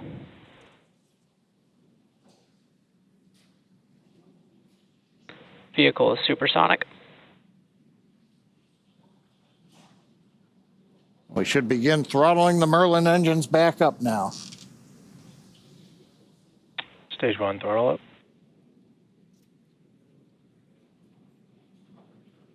Mission Control confirming. Stage 1 Bravo. That throttle up, and we Copy are 1 Bravo. hearing our Commander Peggy Whitson call out the first abort mode. Each of these are a specific phase where if for any reason we had an in-flight abort, underway. Dragon would abort to a safe location. So we're going to call out each of those milestones as we pass through them. We also just heard the call out for MVAC chill. We're going to trickle just a little bit of liquid oxygen now into the turbo pumps on board our Merlin vacuum engine on stage 2 in preparation for second engine start 1, which will of course be shortly after stage separation. Now, at this point, we are just about 30 seconds away from 4 events that are going to happen in rapid succession. The first one will be main engine cutoff, or MECO, then again followed by stage separation, ignition of that second stage engine, which we are already Stage 1 preparing Bravo. for, as well as the first stage's boost back burn. With that confirmation from Mission Control that we are throttling the first stage engines down, we are expecting MECO at T plus 2 minutes and 26 seconds. MECO. Stage separation confirmed.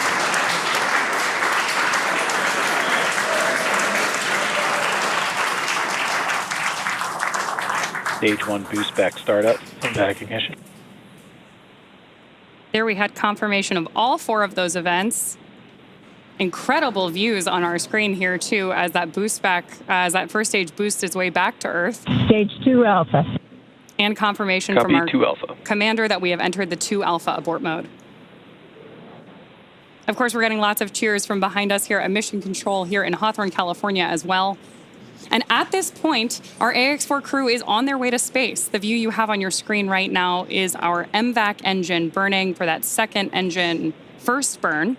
We're expecting that SECO here, second engine cutoff, which will likely be called out over the nets as SECO in just a couple of minutes.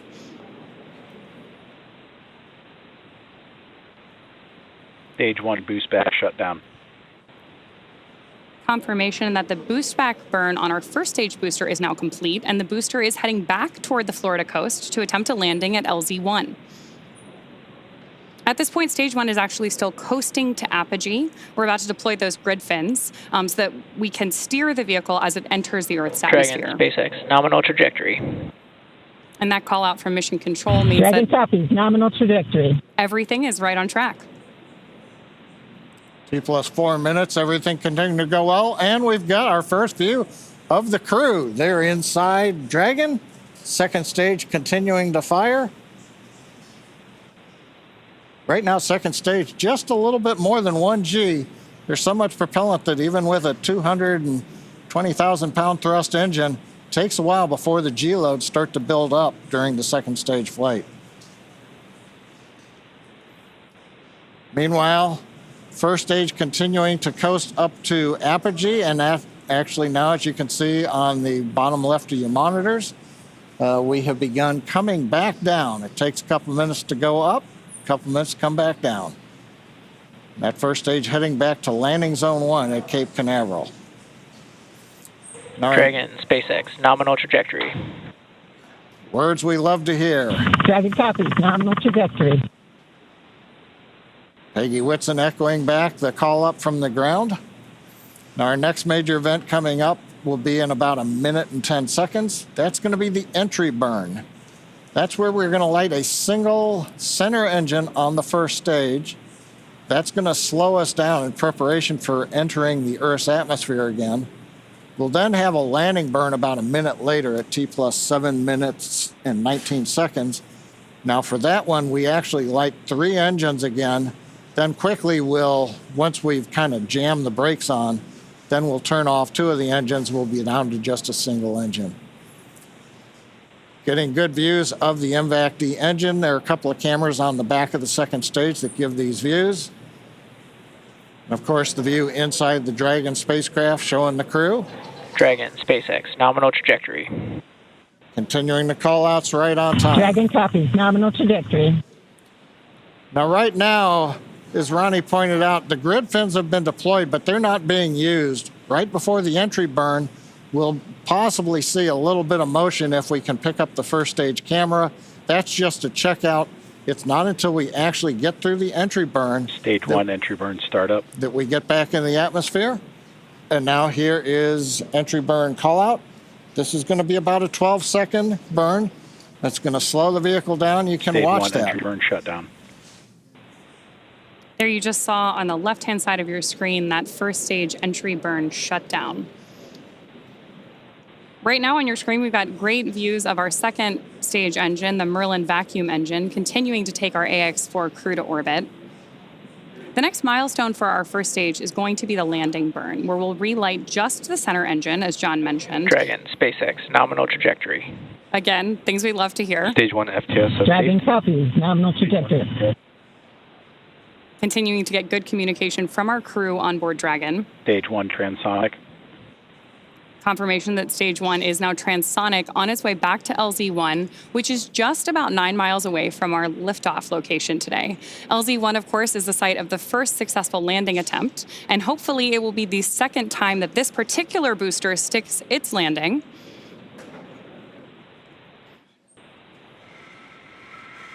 Seeing those actuating of the grid fins that John mentioned. Stage 1 landing leg deploy. Stage 2 FTSS safed. Stage 1 landing confirmed. That was a picture-perfect landing. That was great. Absolutely stunning.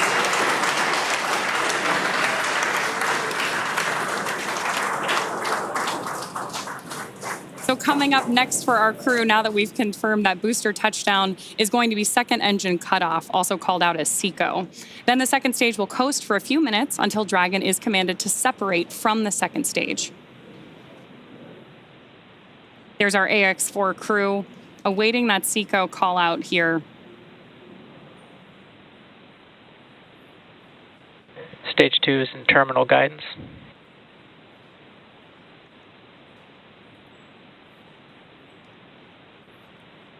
Good continued burn from our second stage engine there. Now, at this point, our crew is experiencing about 3 Gs in the lead up to SECO 1, which, of course, will be their first taste of microgravity. SpaceX Dragon, Shannon. There's confirmation Copy, Shannon. of the Shannon abort mode.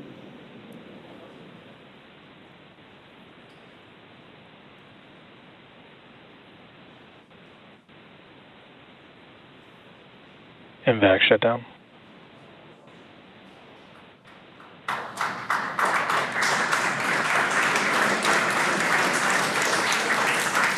SpaceX Dragon, we have a nominal orbit insertion.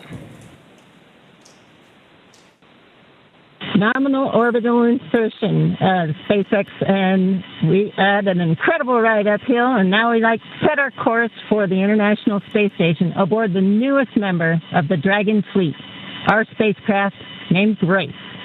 Grace is more than a name. It reflects the elegance with which we move through space against the backdrop of Earth. It speaks to the refinement of our mission, the harmony of science and spirit, and the unmerited favor we carry with humility. Grace reminds us that spaceflight is not just a feat of engineering, but an act of goodwill. The benefit of every human, everywhere. Over to you, Chip. Launch escape system disarmed. 10 minutes into flight. Water ride. नमस्कार मेरे प्यारे देशवासियों, water ride 40 साल बाद हम वापस अंतरिक्ष में पहुंच गए हैं और कमाल की राइड थी। इस समय हम 7.5 किलोमीटर प्रति सेकंड की रफ्तार से पृथ्वी के चारों तरफ घूम रहे हैं और मेरे कंधे पे मेरे साथ मेरा तिरंगा है जो मुझे बता रहा है कि नहीं हूँ, मैं आप सबके साथ हूँ।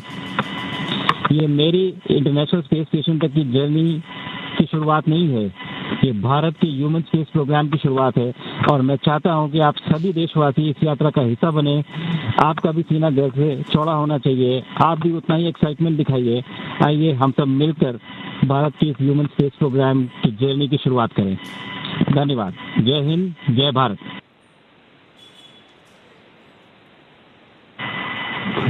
Thank you, Chuck. Drogie Polki i Polacy, dziś robimy ogromny krok w stronę przyszłości technologicznej Polski. Polski opartej na nauce, wiedzy i wizji. Niech ta misja będzie początkiem epoki, w której nasza odwaga i nieustępliwość kształtują nowoczesną Polskę. Dla nas i dla przyszłych pokoleń. Kosmos zawsze jednoczył ludzi. Zabieram dziś z Ziemi cząstkę każdego z was. Waszej siły, waszej nadziei, waszego zaufania. W kosmosie nie jestem sam. Reprezentuję nas wszystkich. Z całego serca dziękuję wam za zaufanie. Kosmos dla wszystkich. Space for everyone. And with that, over to you, Tibor. Stanisław, 15 millió magyar emelt ma idáig. Támogatásotok olyan, mint a szürke hamu alatt nyugvó parázs. Belül csendben ízik, de ha fát dobnak rá, egyként lángol. Hálás és büszke vagyok, hogy a hazánkat képviseltem. Családomnak és barátaimnak köszönöm, hogy ti vagytok a legerősebb támaszaim. A ti hangotok hangosabb, mint a rakétánk, erőtök nagyobb, mint a gravitáció. A világűr mindenkié, a Föld pedig egyetlen. Mi a bolygónk 4 különböző pontjáról indultunk, de társakként, barátokként érkeztünk ide. A mi születésünk a tiétek is.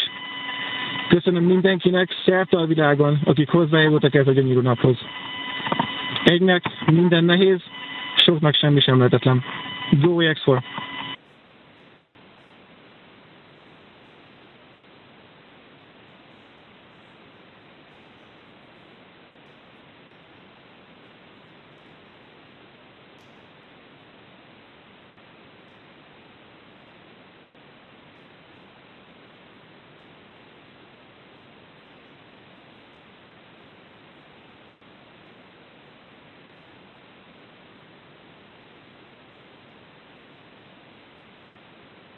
And we are getting some views inside of the newly named capsule that the crew Dragon SpaceX, announced today. On behalf of the entire SpaceX launch team, thank you.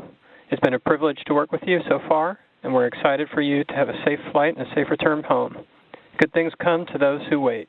Godspeed to the maiden crew of Grace.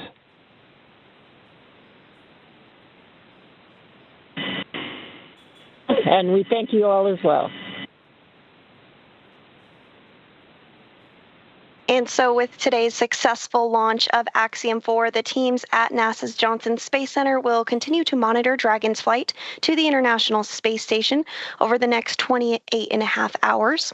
NASA's role in this journey really kicks in at a period called integrated operations, which begins during the spacecraft's approach to the space station and continues during the crew's stay aboard the orbiting laboratory, where they will conduct science, education, and commercial activities, and will conclude once the spacecraft exits the vicinity of the International Space Station. During integrated operations, the NASA, SpaceX, and Axiom Space teams are all working in lockstep. The teams here are preparing for a docking of Axiom 4 to the space station at 7 a.m. Eastern on Thursday morning, and will continue to monitor the approach until then. But for now, that will be it for us here in Mission Control Houston, but we'll be back with you at 5 a.m. Eastern for docking, hatch opening, and welcome coverage. So with that, back over to you, Hawthorne. Thanks so much, Sandra. Over the next 28.5 hours, the Dragon spacecraft Grace will execute a series of burns to gradually raise and line up the Ax-4 crew for docking with the International Space Station in what we refer to as the activation and rendezvous phase of flight. In just a few minutes, the crew will change out of their spacesuits to get a little bit more comfortable for flight and will enjoy their first meal aboard the spacecraft. Over the course of their flight, they will also have a rest period that will last for about 8 hours. Before they arrive at the space station, we will have 3 potential opportunities to chat briefly with the crew on orbit. While we're hopeful that one of these will work out, none of them are guaranteed, as they're dependent both on crew schedule and ground station coverage. But if we are able to support, we'll make an announcement on our social media channels no later than 15 minutes before the event start time. In the meantime, be sure to keep tabs on this mission at axiomspace.com, and you can track Dragon's flight on spacex.com/launches. And even if we aren't able to talk live with the crew, we will continue to provide updates on the mission across our social media channels. And then as Dragon and the Ax-4 crew approach the International Space Station tomorrow, June 26th, we will pick back up with our live joint coverage of the Ax-4 crew's docking to the station with NASA. Please keep an eye on Axiom Space and SpaceX social channels for updates, as there will be plenty of incredible moments to share with you over the next 2 weeks. From all of us at Axiom Space, thank you, SpaceX. Thank you, NASA, for making today possible. Thank you to ISRO and ESA and Hunor for pursuing this endeavor with us. What started with joy now continues on with grace. We will see you very soon.